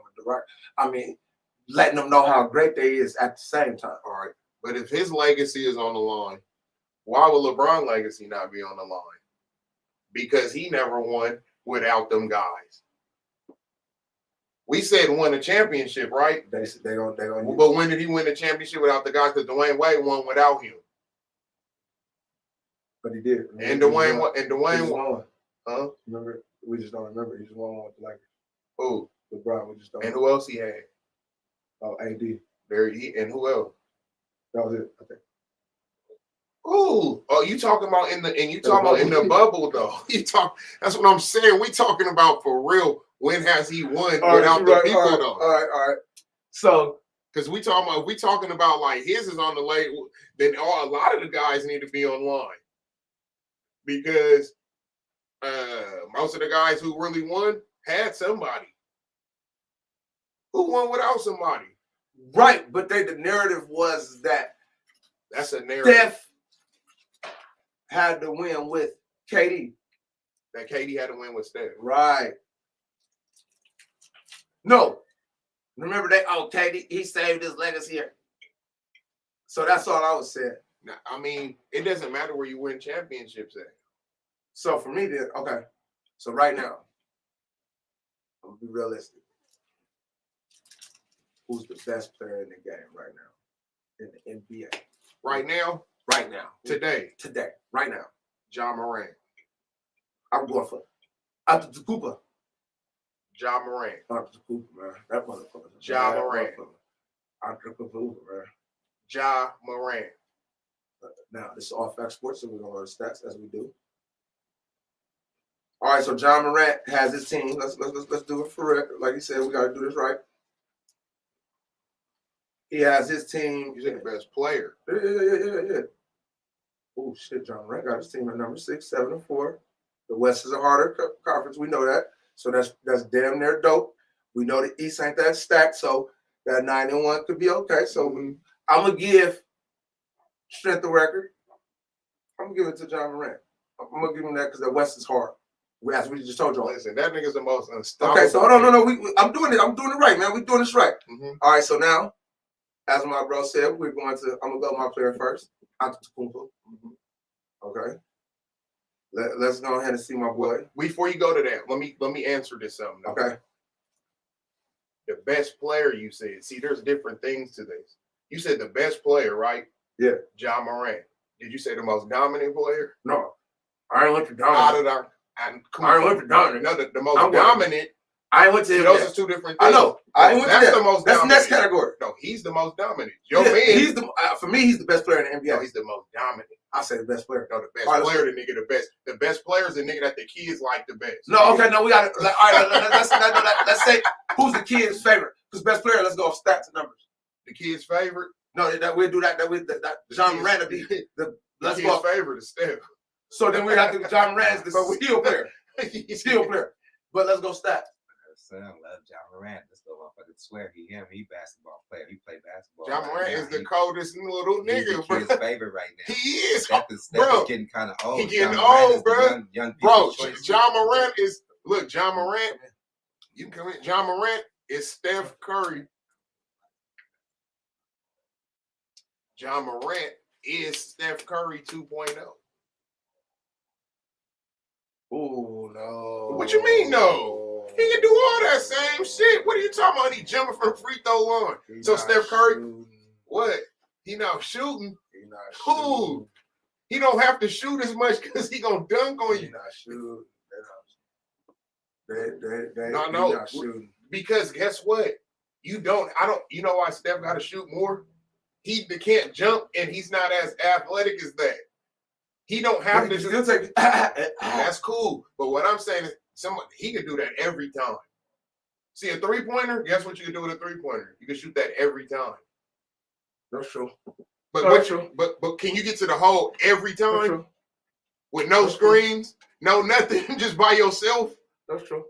We talking about one-on-one in an NBA game, no nigga can stop Ja Morant on earth, bro. That nigga is ridiculous. Guess who want me to tell you he's a small Paul George. Oh, that's it. Paul? Yeah. I don't know if I go that far, huh? Who? Paul George? Yeah, you watch Paul George, really? No, I'm saying as far as skills. Skills. Yeah, you watch Paul George, really? Who got more handles than Paul George? I call him Baby Iverson. Who? Paul George? No, Ja Morant. Oh, he could jump way harder than Iverson. But he is like a baby. Vince mixed with Iverson. Yeah, and Paul George. He play like Paul George. He's not a great shooter though. Who? John Morant. What he shoot? 40%, 39%. That's good in the NBA. Let's see. Niggas don't shoot 50% from three. No, I'm saying from a period from the field. Oh nah, he shoot good. Okay, let's see. Soft Fox Sports, so we're gonna back it up. Because I didn't know that, so let's go. Yeah, bro, great. He's incredible. All right, I'm gonna go to my boy stats first. We're gonna go to Antetokounmpo. Oh, you know his stats is incredible. He dunked everything. We're gonna go to field. We're gonna go to dunks. But go to his 3-point percentage. Don't do it like that. Nah, it's not that bad because he don't shoot that many. He's smart. He ain't stupid. That's what I'm saying. That boy's smart too. He the most dominant though. He's just not the best. All right, here we go. I'm acting like KD still ain't the best. I'm slap myself. Ooh. He averaging 31.8, 54.2 from the field goal, 12.2 rebounds, 5.3 assists. Hold on, let me get to the blocks, man. Let me get to the blocks. Let me get to the blocks, man. These are his stats right now, Antetokounmpo, throughout these games. Yo, yeah. That's fucking dominant right I now. was gonna say the most dominant nigga, but not the tightest. There's a difference.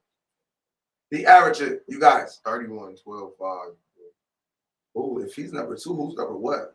That's what I'm trying. He's 26.7 from the three-point. He's terrible for shooting 54.2 from the field goal. Yeah, dunking. But shooting threes, He's averaging 1.4 blocks a game. He tight. He just can't shoot at all. All right, so now we're going to John Morant. That nigga is dominant. John Morant. Let's go to the boy Morant. Let's see what John. Giannis is an incredible player.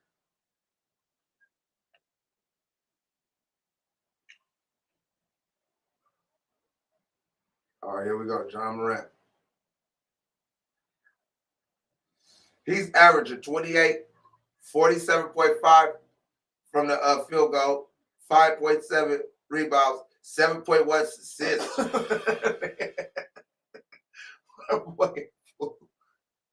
Boy, 28, 5, and 7. He's boy. number 9. Oh, he's 40.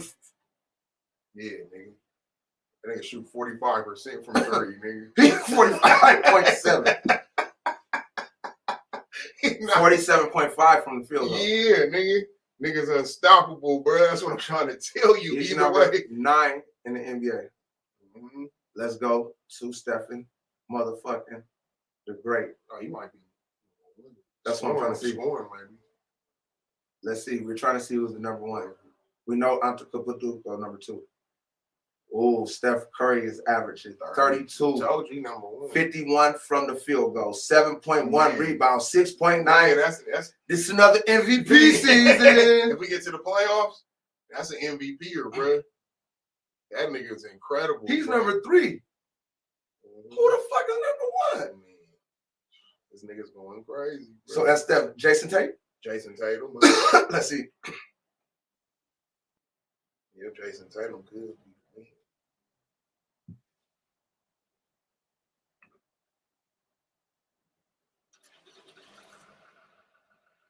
31.2. No. 7.5. 4.0 assists. He's ranked number 7.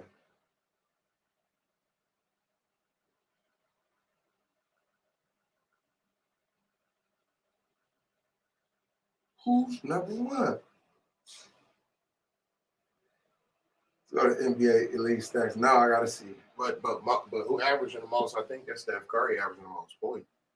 32. What, Angel? Because that's that other numbers up, them analytic numbers. I don't got that. That's different. Let's see. We about to go there. Oh, Luka, huh? Damn. God damn. Luka's averaging 36. Damn. Steph Curry 32. D. Mitchell. Yeah, 31 for sure. Oh, James Harden? 10. Yep. With the Kings, they released Halliburton. He averaged 10 assists a game. I don't know what they was doing. 3-pointers made. We got Steph at 5. Buddy Buddy Hield. D. Mitchell. Bang from Memphis. yeah. And Kevin Herter from the Sac. Kings. Go beer almost Gobert. 14 boards. God damn. Vunicic, Yeah, Vujicic, yep. Nicholas 12. Vujicic. Giannis, Yeah, Josh Allen. and Nurkic, Yep. Lopez, Oh, Zubac. Claxton, Nick Claxton, yep. Robinson. And No, y'all don't want to know what I didn't see. I didn't see Dame Lillard or Durant.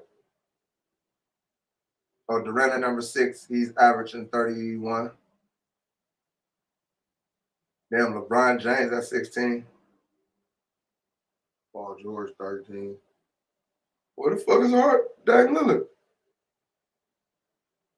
Is he playing? Mm-hmm. Man, nothing. Man, averaging. Because what's the lowest on there? 18. That's Wiggins. Go up to the top, we didn't see Wiggins.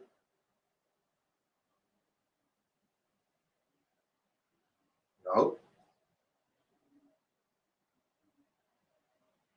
No, De'Aaron Fox up there. Yeah. No, Lillard.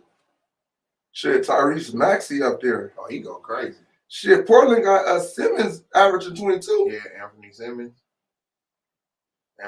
No, that's about to bother me. Hold on. What's wrong with Dame Lillard? That's not right. Hey, man, that's not right. Dame ain't like that, man. Is he doing too much rapping? I was going to ask you that, too. That's crazy.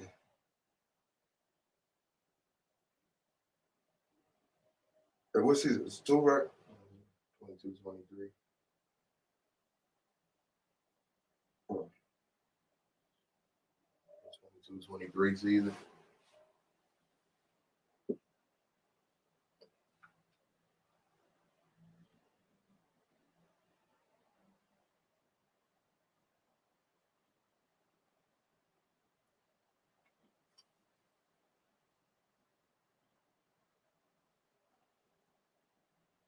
So he's averaging 29. That's what it say.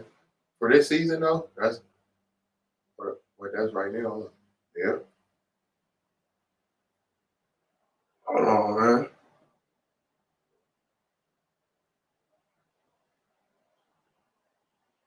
Oh, yeah. no. Oh, this is what you got tonight. And they say average for the season 29. 20. So what's Yeah.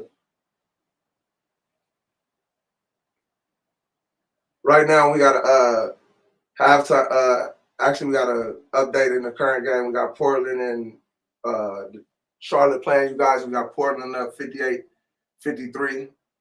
Dame is 14 points, 2 rebounds, 4 assists, he's +4. Let me see if any other guys on for you guys, man.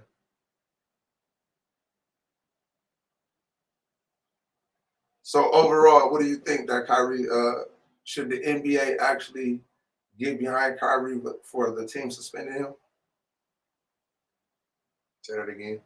Should the NBA step up as far as Kyrie Irving and have the players associates Step in for him? Yeah. Yep. There's no way you should be suspended for speaking your mind. I agree, especially when we do it about black. I mean, just it ain't like he not talking. He ain't cussing nobody out. He not doing none of that type of I'm stuff. gonna give y'all a soundbite of Jay Williams who defended him to the max. Yeah, definitely. Let me give y'all a little soundbite real quick. Regardless of what color, what creed, what race you are, I look at people as human beings. I think that's important. But life is always about taking a stand and holding principles. So I want to explain what I feel like my stance is as a black male in this world. This is Jay Williams, And conversations that I've had with my brothers and sisters in the black community. All Star Sport. Mm-hmm. And I want you guys to empathize with it, hear me on it. So when I hear what Kyrie Irving has to go through in order to be reinstated, I'm appalled. Yeah. I'm appalled. And let me give you examples of how I feel like we don't have the same energy and hold other people who have dealt with racial tropes accountable. So when Sarah Silverman does blackface, or when Don Imus says nappy-headed hoes, or when Howard Stern calls somebody the N-word in the skit, or when Bret Farv takes money from the state of Mississippi, We talking about. we don't ask them to get sensitivity training. We don't ask them to donate $500,000. We We about don't to talk ask about them this. to meet with the Black National Caucus. They apologize, and then you know what? The rest of the world moves on. But what I feel like is happening here, and that's how in the Black community, like, we've been told that's how the process works, right? Think about that, Rick. That's how the process works. Oh, somebody does a blackface on. It was a misunderstanding. We got it. Okay? You know, is that person really racist? Probably not. Was it ignorant? Probably so. Okay, we understand it. We move forward. We don't like it. We would love to hold them accountable. But society and having a lot of Black people in positions of power, we don't have the governability to do that. But what we feel like happens with Kyrie is even after an apology, it's not enough. We feel like there needs to be more. And a lot of people I've spoken to in the last couple of days talk about this thing. Older mentors of mine talk about buck breaking. And so we talk about tropes. This is something that we feel like in the Black community that happened way back in the day, where if there was a slave that was defiant, right? He got These are the words of Jay in front of Williams. everybody in order to show that he was not in Who a does position not of own the power. rights to these words. And at the end of the day, he had to do what he was told to do because that's what was mandated of him. And there's a bigger situation going on. What's happening with Kyrie Irving? If the Nets don't want him to be there, just say you don't want him to be there. But we should hold everybody accountable, even owners of teams accountable, with things that are happening in other countries, i.e. China and Uyghurs and the Muslim genocide that is occurring, that we hear Enes Kanter talk about. But we don't keep the same energy for everybody. We pick and choose what conversational points we want to make more polarizing.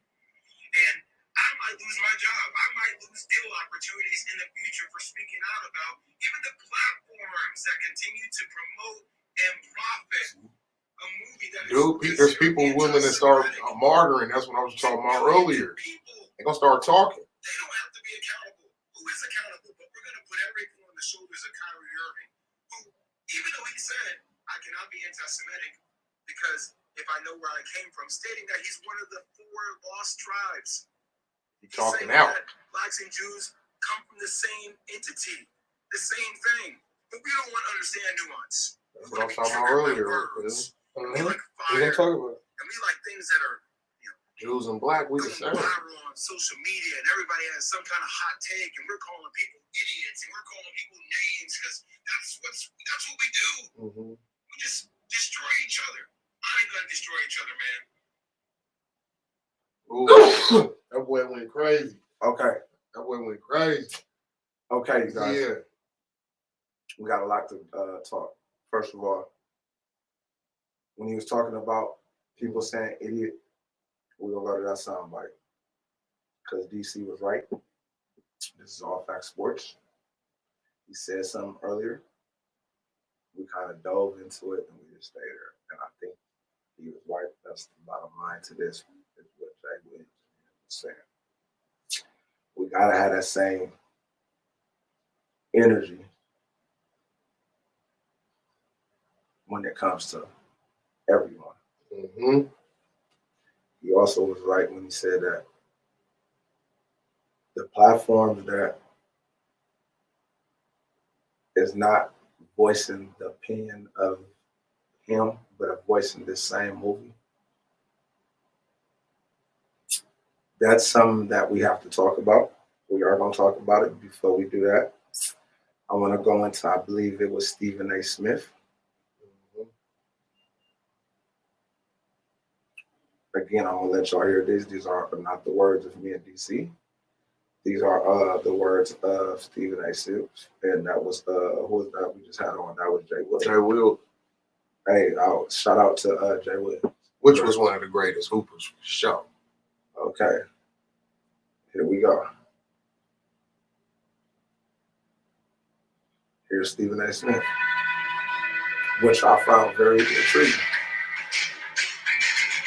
And again, we try to not.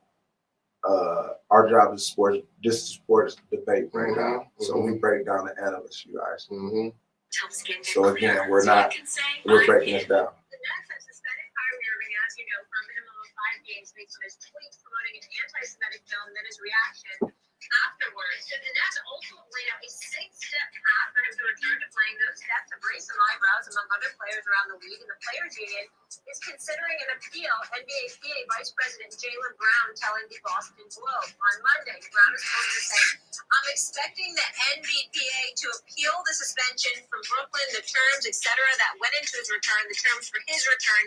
They seem like a law, and a lot of players express discomfort with those terms." Okay. Tim, good morning. Thank you for Tim Larger, I want to hear this. Here you go. Stephen A., your thoughts on this potential appeal?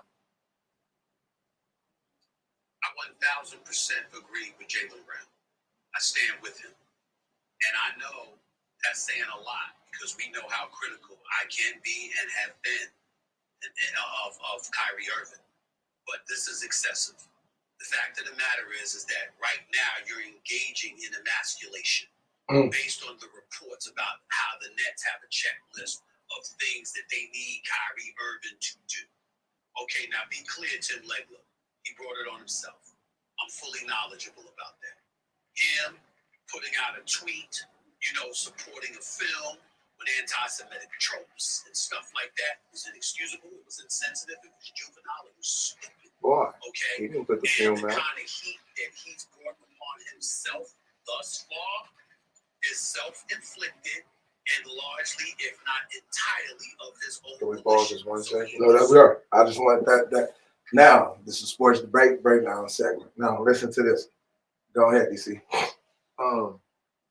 The craziest thing about that is, so now we telling people what they can like and can't like, because he didn't write that. Correct. He didn't make that movie. Correct. So they're telling him now that what movies he can and can't. No, basically he can't retweet anything. That's what he did. He retweeted. Yeah, you can retweet a movie that obviously they all seen too. In order for you to get mad about a movie, right? Mm-hmm. You saw it. Mm-hmm. So how'd y'all see it? And why did y'all go see it? I want to say this. Is it this behind it? Is it the fact that he did retweet it? Listen, I'm saying, how can you tell somebody what now? Listen, he only retweeted something that's already out. He didn't make up something. There's a difference. If he came up and was like, whoop-de-whoop-whoop, these people, this, that. He didn't. He just retweeted a movie that they made.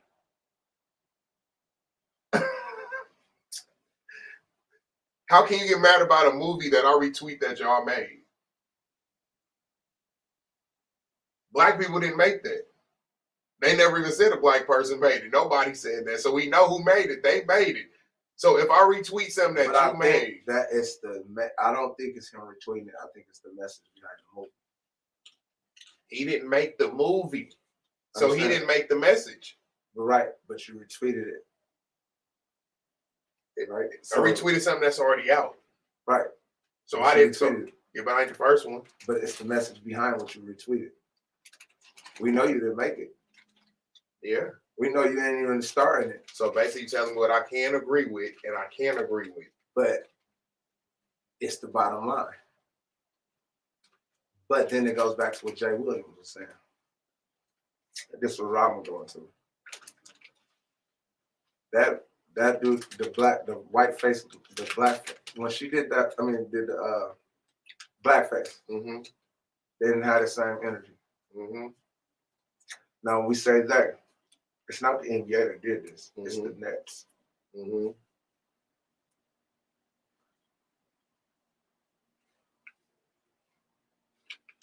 If I was a black player, and I was predominantly like a LeBron, I would sit out every game that Kyrie.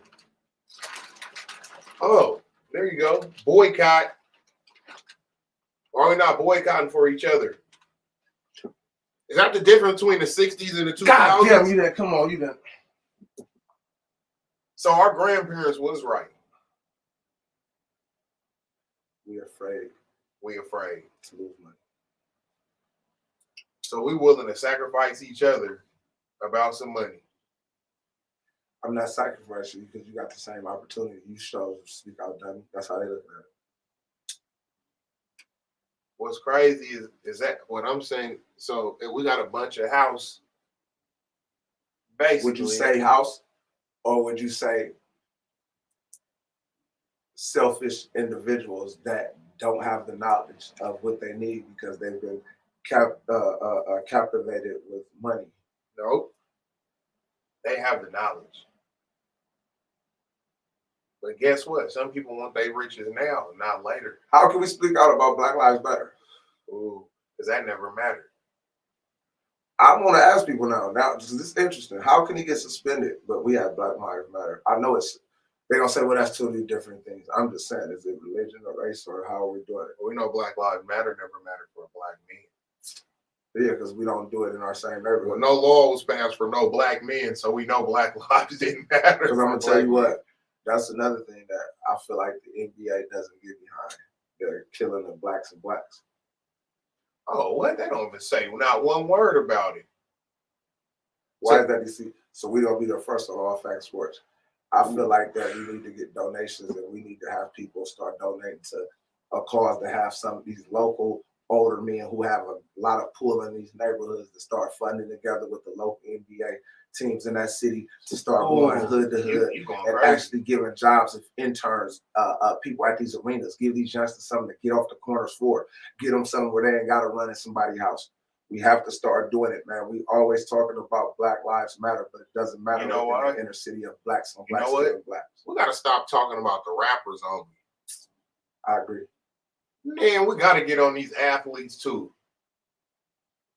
What they doing is trying to wiggle their way out of these situations. And they just putting it on the rappers because the music.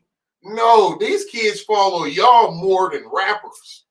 There's only a few rappers that they follow. They follow all the basketball players. And what I'm saying is, what do basketball players actually do for a community besides what they do come back and tax? They build it in Elk Grove. They build it in the Oakland Hills. They build these parks and stuff.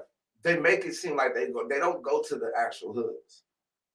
What DC saying is so true. What are you players are doing? They don't do nothing for the players. They don't do nothing for the communities. Actually, listen, building a community center, right? That's cool, right? But I'm hungry.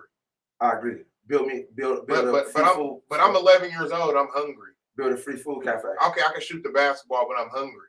Build a free food cafe, y'all. There you go. Look, what I'm saying is we're not doing solutions so they don't be bipping and hitting. So, and we're talking. We're talking about sports, right? I got an idea because you made a good point. Since y'all athletes are already trying to be like rappers, right? Mm-hmm. Since y'all know the local rappers, why don't y'all athletes and rappers team up with the local men of OGs? With that still, they say within the trenches, give them a corporate job within y'all, and then trickle it down. Let's team up and start actually making an NBA, because y'all athletes can have an NBA doing this right off for y'all. That's community work. But see, y'all let them take y'all to these areas that don't need no hoop rim, that don't need no park, and give them one. They got 5 of them. Do you see? 5 good ones. But then y'all say, well, we want to keep them out of our neighborhood. Well, the hooper that stays in the inner city, he got to go hoop there because he don't have none. He don't have none. And y'all don't try to give him none. So now that attracts other youngsters that see him there. Now y'all got this in your neighborhood instead of going to build it in our neighborhood. They ain't building nothing in the neighborhood. The athletes ain't doing nothing. Football, basketball, baseball. They're not doing. Well, let me say this: baseball, Dominicans. And they go home. They go home and they build the whole neighborhood. They build teams. They build the whole. They're not getting over on the teams. Yeah, Listen, they're building right. We don't do that, and we got enough predominant athletes. I challenge our athletes on All Facts Sports, man, to start reaching out to us. I'm looking out, and I'm actually gonna tag a lot of you guys in here. We gotta start building within our own community. Y'all could build to have research centers within the community, in the hood, that they can actually go and be looking into being a throw tech or whatever they want to be, a firefighter if you want to be that lawyer. But again, like DC said, it ain't working what y'all doing. Because what's crazy is, you know how they're saying, man, we need a 15,000 more for this project or this whatever it is for to help these kids, right? Right. How come most athletes, if it's not their charity, they'll let the building close before they ever get $15,000. What I'm saying is, this is how, it doesn't make sense why we don't have community centers and all of this type of stuff. But they talk about, how can an athlete what I'm saying is, you can't tell no man what to do with their money at all. But we're suggesting is that it doesn't make sense for you to have 50 or 60 million and you get on here and talk about we need more community centers and more. That makes no sense. And I'm sick of that conversation, because that conversation is dead. And it is, and what it is it's a way of just to keep going without never have to do nothing. Okay. Because we're not holding them accountable, right? Black Wall Street, you know what I'm saying, that was built on Black people funding each other. But we funded each other when we want to go against each other, the competition. Athletes we need to start with them, because basically, look, with the athletes, that's what I was trying to get to. Athletes is more important than the music people. I agree. The music are influence. They are a real. They see influence. Athletes every day on TV. We don't see rappers every day. You can't afford a goddamn concert. There you go. That's why they just put this new bill in and take taxes off concert tickets. Yeah. Again, you see them on YouTube and stuff, but you can actually see these people, because a video, that's old. You see these niggas live all the time. They show these niggas walking through the tunnel. They show these niggas with the cars. But what I'm saying, they showing these niggas with the clothes. They showing these niggas with the cars. I'm talking about the athletes, not the rappers, bruh. They showing them with, look, there's more commercials. You can name 10 rappers that got a commercial. Drake, Baby, DJ Kyrie, Lil Wayne. What are they about? You have a great point. Now you can name 10 basketball players easily. I'm not arguing with that one, y'all. Easily with a commercial. So, then the solution is that we need y'all athletes to step up. Mm-hmm. Now, I'm gonna go to another debate, because this is sports break. Debate breakdown. We just broke down Stephen A. Smith and Jay Will, and we don't get a nod to Jay Will. Mm-hmm. Okay. Now let's go to Shannon Sharp. Mm-hmm. We're doing every show. Woo! And you guys, we keeping it real. Shannon Sharp. Okay, here we go. Now, you guys, once again, these are the words of Shannon Sharp, undisputed. Mm-hmm. We are a sports debate breakdown show. We breaking down their debate. And again, this is all facts. Here we go. You buy a car, you see it on the lot, and it says as is. You can't hold that. Once you get it, they're going to be able to add something, or it's going to be something as is. You trade for Kyrie Irving, you accept him as is. Phenomenal basketball player. As skilled at the guard position as we've seen in all of NBA history. A 50, 40, 90 guy skip, you can shoot the three, mid-range, can finish with either hand at the rim. The English he can put on the basketball is second to none. Can handle the basketball. Handles are crazy. Could be a globetrotter and one. But there's another side of Kyrie that you're also going to have to deal with. And if you're okay with that, if you're okay with that side that comes along with the basketball player, by any means, take it. Is that side, the other side, the predominant side? That's the question. It seems to be now. Yeah. Once upon a time, I'm sure he's always had these beliefs. I'm sure he's always had these theories. Maybe they're more to the forefront. Maybe he's gone this, as they like the term they like to use it, an awakening.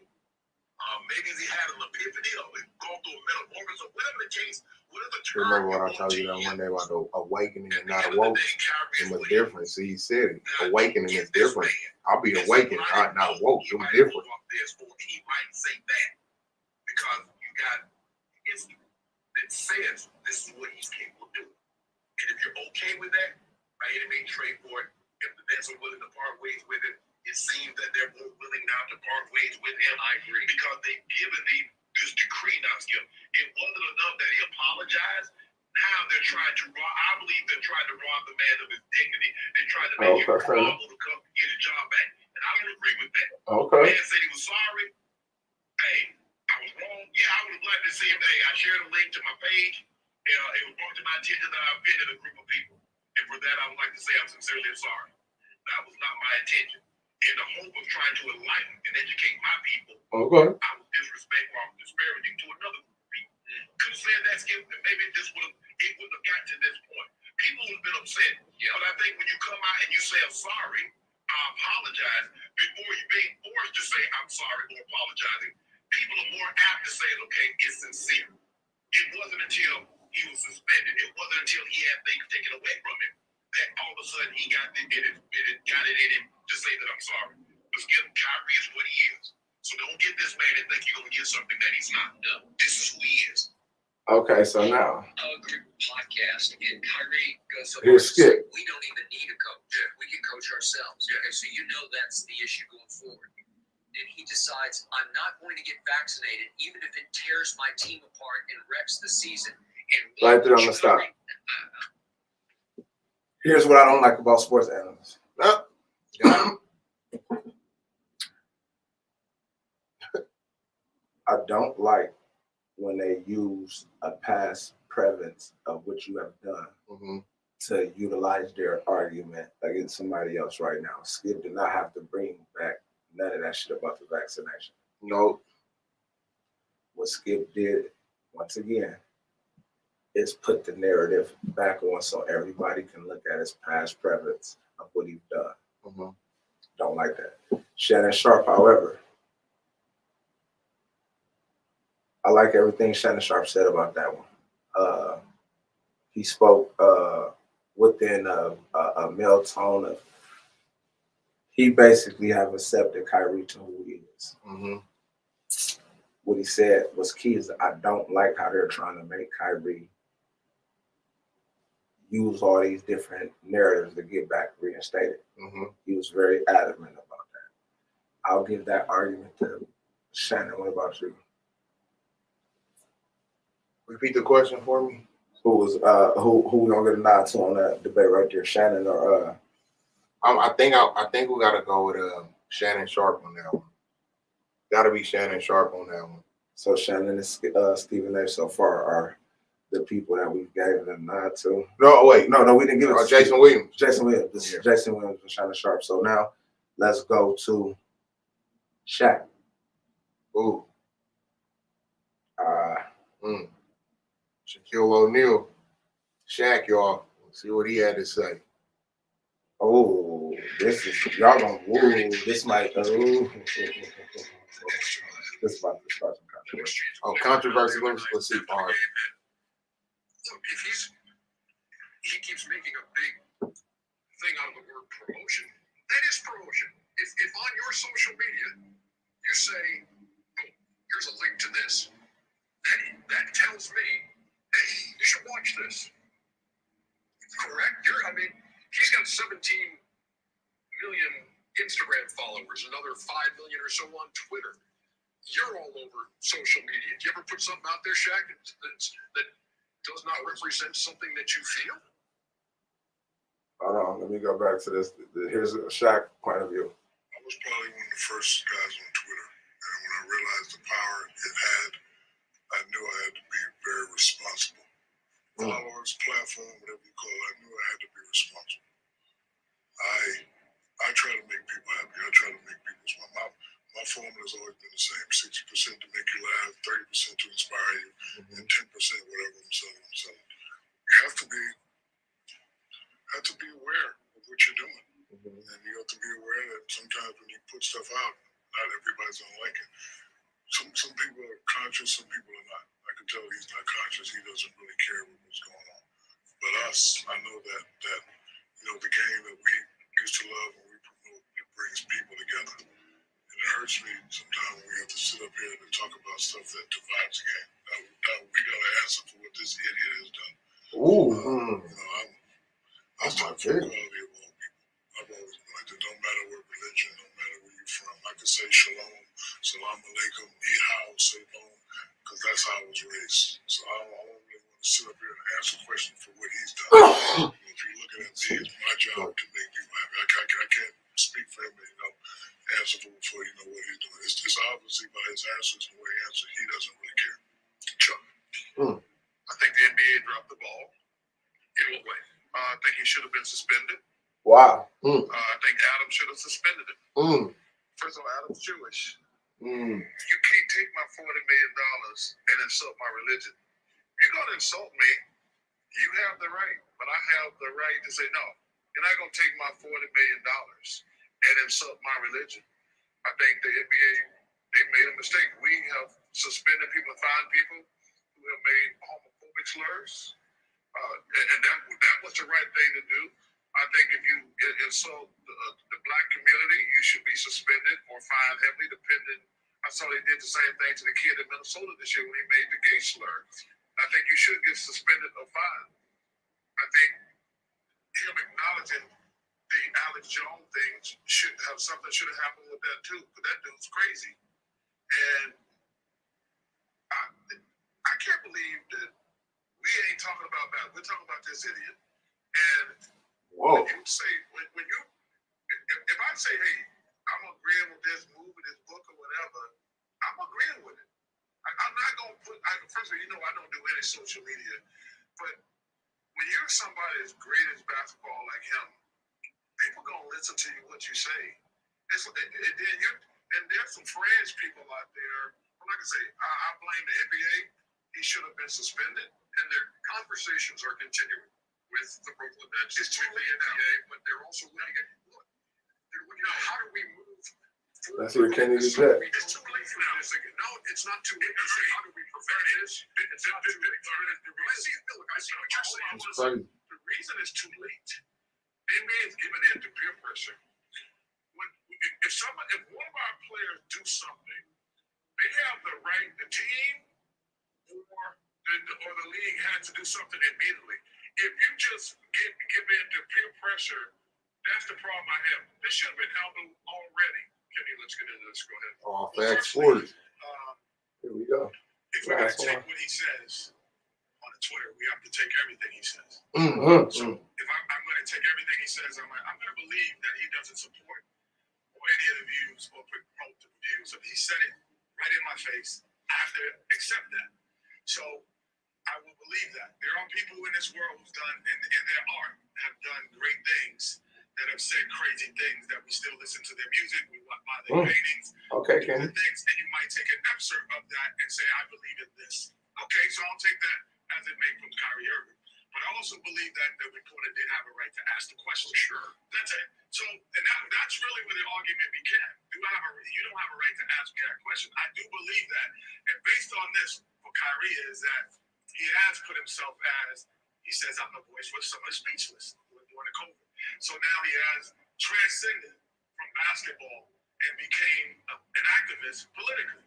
So you will ask him that question based on some things that you may read. But I have to believe him also when he tells me that is, if I'm going to believe parts of it, I have to believe the totality. You know what? I just think Kyrie's just part of this. I mean, I just think we've lost our way. I think in this country we've lost our way. I think people have forgotten what it's like to put the thought process into. If I put this out there, who am I going to hurt? And they haven't. They're giving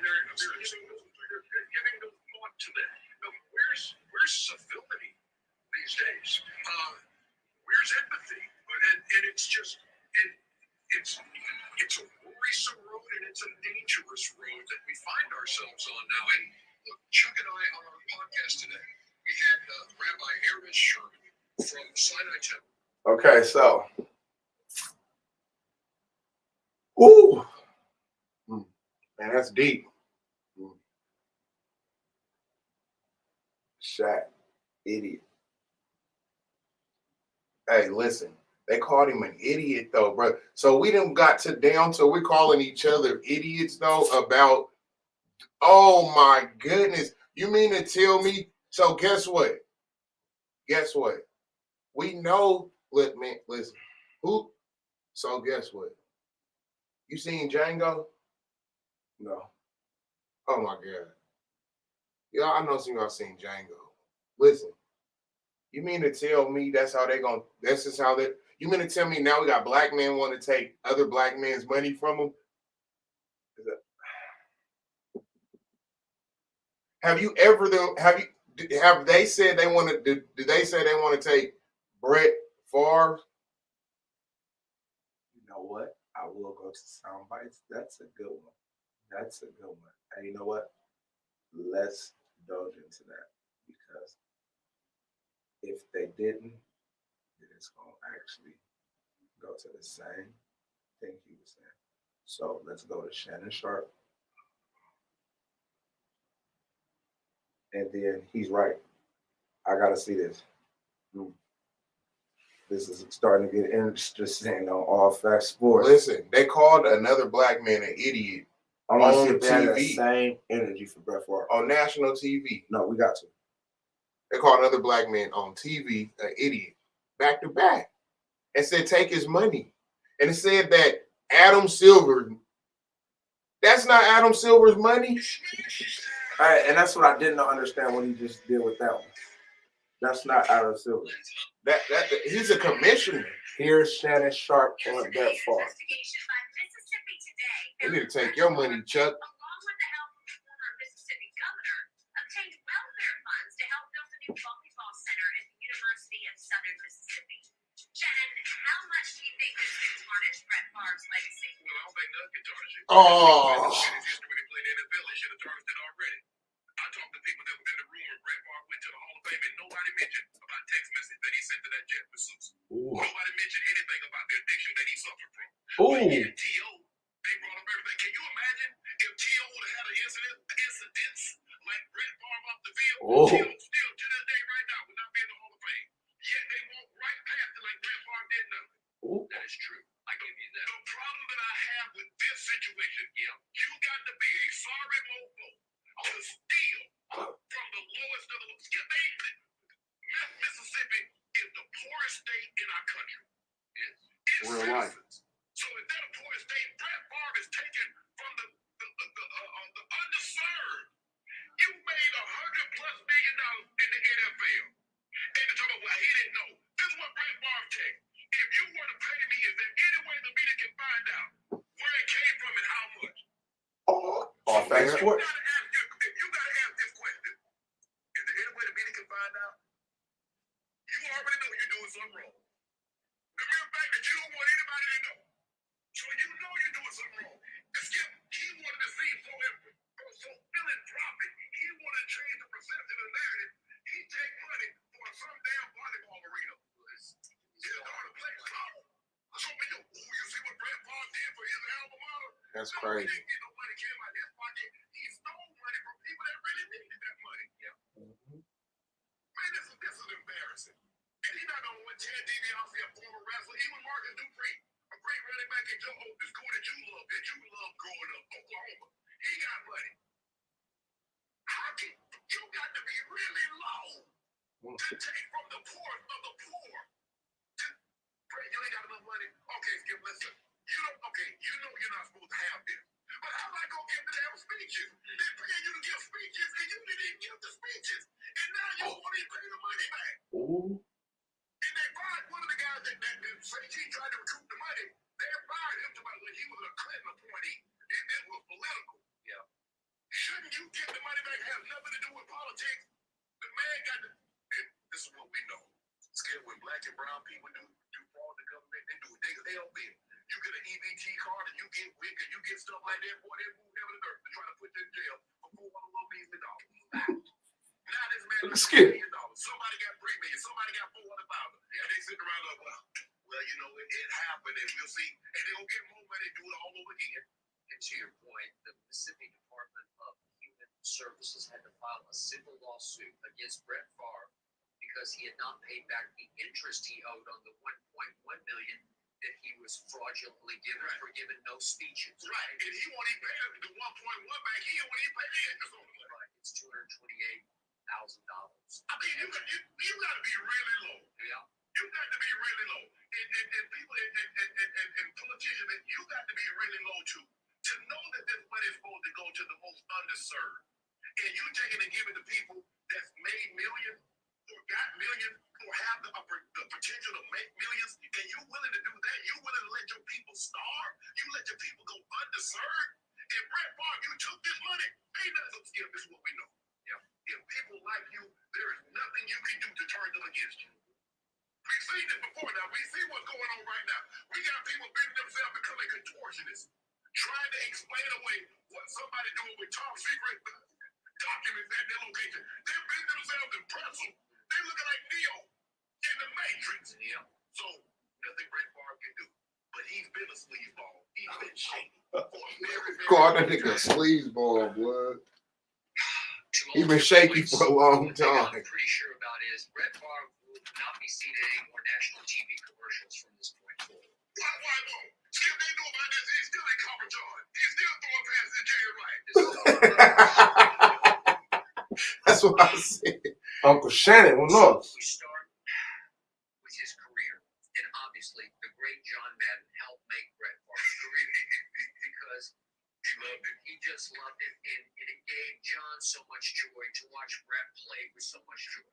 And we give him that. And he was obviously a great football player. Yes. I thought he got away with near murder on the football field because he had the greenest life. He could just try about anything, but he had a huge arm. And he was pretty athletic, especially in his younger days. He just did whatever the hell he felt like doing it, and about 75% of the time it worked. Yes. And your brother was there in Green Bay. Yes, for 3 years with him. 3 years with Bret Farv, so he knows what the story is. And I don't think Bret was a bad guy in the locker room. No, but then we got all kinds of issues going on outside the locker room. Okay. So Well, consider that he held the Patriots hostage. How many years did he held the Patriots hostage? Oh, Shannon going in. So you guys, that was Shannon had the same energy. Let's see if Steven who? Oh yeah, Steve. Oh man, We gotta see if Steven. Stephen J. Cat Smith. Let's see. Let's see what Stephen J. Cat Smith had to say about it. Hey, cause this nigga called him a bozo. He don't like that nigga stealing from no black people. Here we go. Here go Uncle Stephen A. Smith. No, he ain't Shannon. Cause Shannon can go to the barbecue. Stephen A. The uncle that goes to the dinners at Christmas. Man, He's the one that come in with the suits who hella arrogant. yeah, hell, Cause he made it out his family. Yeah. whether he knowingly took $5 million of state welfare money to build a new volleyball facility for his daughter's team 5 years ago at her university and his alma mater. It's about the furthest thing from racist. You know, you have to make a choice whether you want to pay your light bill or whether you want to. These are people that's speaking out of Mississippi. Farm's You also guys. an outspoken conservative, an ally of former President Donald Trump. There they are on the golf course together. Thumbs up. New text messages show the pressure former NFL quarterback Bret Farv was putting on then Mississippi Governor Phil Bryant. Farv requested money for an indoor football practice facility to help recruit a player for his college alma mater, the University of Southern Mississippi, in 2019. The funding in question from a grant program intended for low-income families. The governor responded to Farv's request. Use of these funds is tightly controlled. Any improper use could result in violation of federal law. It's a shame. It's really a shame. So they said it was But Tyler anybody control. that's been paying attention to this No, listen. That's what you come after hiding for weeks. today, specifically Anna Wolf has reported on and brought to us a story that she's worked on 2 years. This shout out to TYT Sports has on the YouTube. nerve, under the guidance of a Trump lawyer, get all over the place with me. All that we have learned, a Trump lawyer, and for weeks, nobody Here we can go. find an APB out on your behind. Not literally, figuratively speaking. We're looking all over the place with me. You got a show on Thursday, except we can't find you. Ain't show for that. Right. We haven't seen you anywhere. But then when you speak, it's that you've gotten smeared. Really? ESPN's Stephen A. Smith was not having it. I mean, Farv's did not. The problem that I have you. Well, guess what? That doesn't mean you're being smeared. It means guilt by association in some people's eyes. You can say I'm not guilty. Right. They are. Right. But to say that, it's the media smearing you, that is just cowardly, man. I have a real serious problem with for nearly So, Let's see what Smith ain't saying nothing. he donated hold on, let me go to the other side. Here we go. In the controversy Sorry about that. involving This first take, Farv's this charity, actually Stephen A. Farv for Smith. Hope donated more than $130,000 to the University of Southern Mississippi Athletic Foundation from 2018 to 2020. That, according to Damn. tax records obtained by ESPN. During the same period, Farv was trying to raise money for a new volleyball stadium at Southern Miss, where he played football, and his daughter was on the volleyball team. Farv for Hope, the mission statement, says it provides support for disadvantaged and disabled children and breast cancer patients, receives public donations. This comes after it was reported Saturday that Farv continued to press Mississippi state officials for help in paying for the new volleyball facility months after being told by then Governor Phil Bryant that the misuse of more than $5 million in state welfare funds could be illegal, according to text messages in a court filing. Also, Farv's Sirius XM and ESPN Milwaukee radio appearances have been put on hold as news of his involvement in this matter continues to emerge. Farv has not been criminally charged, and his attorney has denied that Farv knew of the use of these welfare funds. Okay. A lot to unpack here. Stephen A., how do you feel about the Bret Farv situation now? It smells. It looks very, very bad for Bret Farv. The fact of the matter is that you have a former governor, and now former governor, who was telling him that what we're doing here may be illegal. And according to the allegations, Farv pushed forward anyway. You're talking about in excess of $5 million. I want to make sure I read this correctly, right? Farv was also involved in diverting at least $5 million in welfare funds. Welfare funds. And you talk about serving disenfranchised, disadvantaged and disenfranchised communities. What the hell are you doing being involved in something that involves you diverting funds? Welfare funds. That is just awful. There is no way around this. And so he's not doing his radio show. He's not talking right now. Call it what it is. He's hiding. And it's probably wise on the advice of his lawyers or what have you. But what can he say? Because the fact of the matter is, either there was a dereliction of duty that you were Real exercising. nice. You weren't doing the things that You had way more energy with Kyrie. Yeah, he real nice. And oblivious to what was transpiring. You already act like you didn't read it from the get-go. Let me read this right. Man, you a studier, bro. Who think you fool? You didn't even get mad when he said welfare. It's something that we have to talk about. It's something that shouldn't be avoided, especially when we just finished having conversations about consensual relationships. That's none of anybody's damn business that was going on in the NBA. Here you got a guy that was obviously a star and a Hall of Famer in the National Football League, and you're involved in some scandal like this. This is very, very bad. He does not get a pass on it. But again, we have to be responsible enough to say that these are allegations. He hasn't been proven to be guilty. Oh, so now we pick and choose who we say there's allegations against and who, when there's proof. There was proof. Shout out to Uncle Shannon Sharp. Man, hey, Shannon, you did your thing, bro. Don't mess with Sharpie. That was, listen, I see why you and Stephen A. Smith, man, I can see why y'all not all that tight like that because, you're the uncle at the barbecue. And like he said, that's the uncle at Christmas that come in there acting arrogant that a nigga can't wait for he trip over something. You dig? That nigga is not cool. That nigga said allegations, and we're Uncle gonna Sharp went so far in to call that nigga bozo. Bozo, the clown with the real big shoes. Even Skip Bayless, Man, for you to sit there and say, we got to be careful. Man, listen, man. That was deep. We know that, listen, that's the type of stuff to let you know who be with what. Right. But at Be the same careful. time, Jay Williams, Oh, that's a boy. Uncle Shannon. Oh, yeah, they was going. I want to see if Shaq had that same energy. No, let's see. Chuck had that energy. Chuck Farv. Chuck, He's from Mississippi. yeah, but why did Chuck they wanted to take Kyrie's money? I'm still baffled with that, man. But why did they say Adam Silver's money? That's not his money. The NBA was around before. You know what? Unless y'all telling me something that he's reptilian or something. Got to. Yeah, but we ain't going that deep. But I'm just saying though, you know, because it's pretty crazy though for y'all to even be talking like that, man. Check, please. Look, man, my nigga from East Oakland with check, please.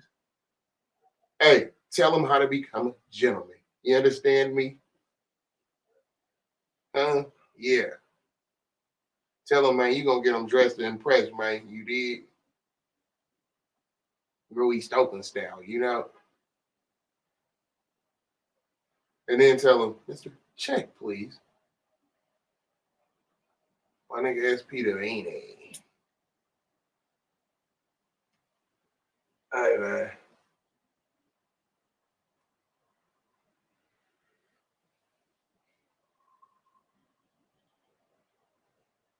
Hey, that boy, hey, I can't believe they called that boy, they called another black man an idiot on TV. That's listen, you know what? That's defamation of character.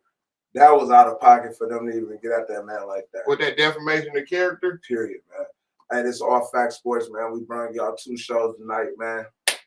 We got one tomorrow, man, on our other network, man. Y'all make sure y'all tune in. Independent Road to Success Podcast Network. Tomorrow, man. Big Thursday, huh? Big Thursday tomorrow, you feel me? That guy on there tomorrow, man. You know, y'all tune in, man. Y'all see the trailer drop on our Instagram, DJ DC or Big UMG, you feel me? Or Artist Talk, you feel me? Where we talk hip hop, not politics. Tomorrow we got Entrepreneur Talk, where we network so we all can work. You know? It's gonna be big too. It's gonna be real big. Y'all know who is who tomorrow. Y'all might want to tune in and have everybody else tune in. And have everybody else tune in. You know what I'm talking about? We're gonna be live in the compound. Yeah. You know what I'm talking about? And again, it's gonna be a special day. It's Entrepreneur Talk because we got Cigar Hour. You feel me? And again, man, we're gonna go ahead and talk to these entrepreneurs, man. Other than that, we got shows dropping Sunday. All Facts Sports Network. Shout out to one of our hosts today, Mashawn, came through the building. You feel me? Shout out, cuz again, our show gets heated debates. We gotta call people, but we have a fun overall. We talk to facts and sports, man. Y'all stay tuned. It's Keith the Vet, DGC the Professional, man. We up out of here, man. We spent 2 hours with y'all. Y'all like and subscribe. Like and subscribe. Like and subscribe. Man, right now. Please, right now. Hey, not now, right now.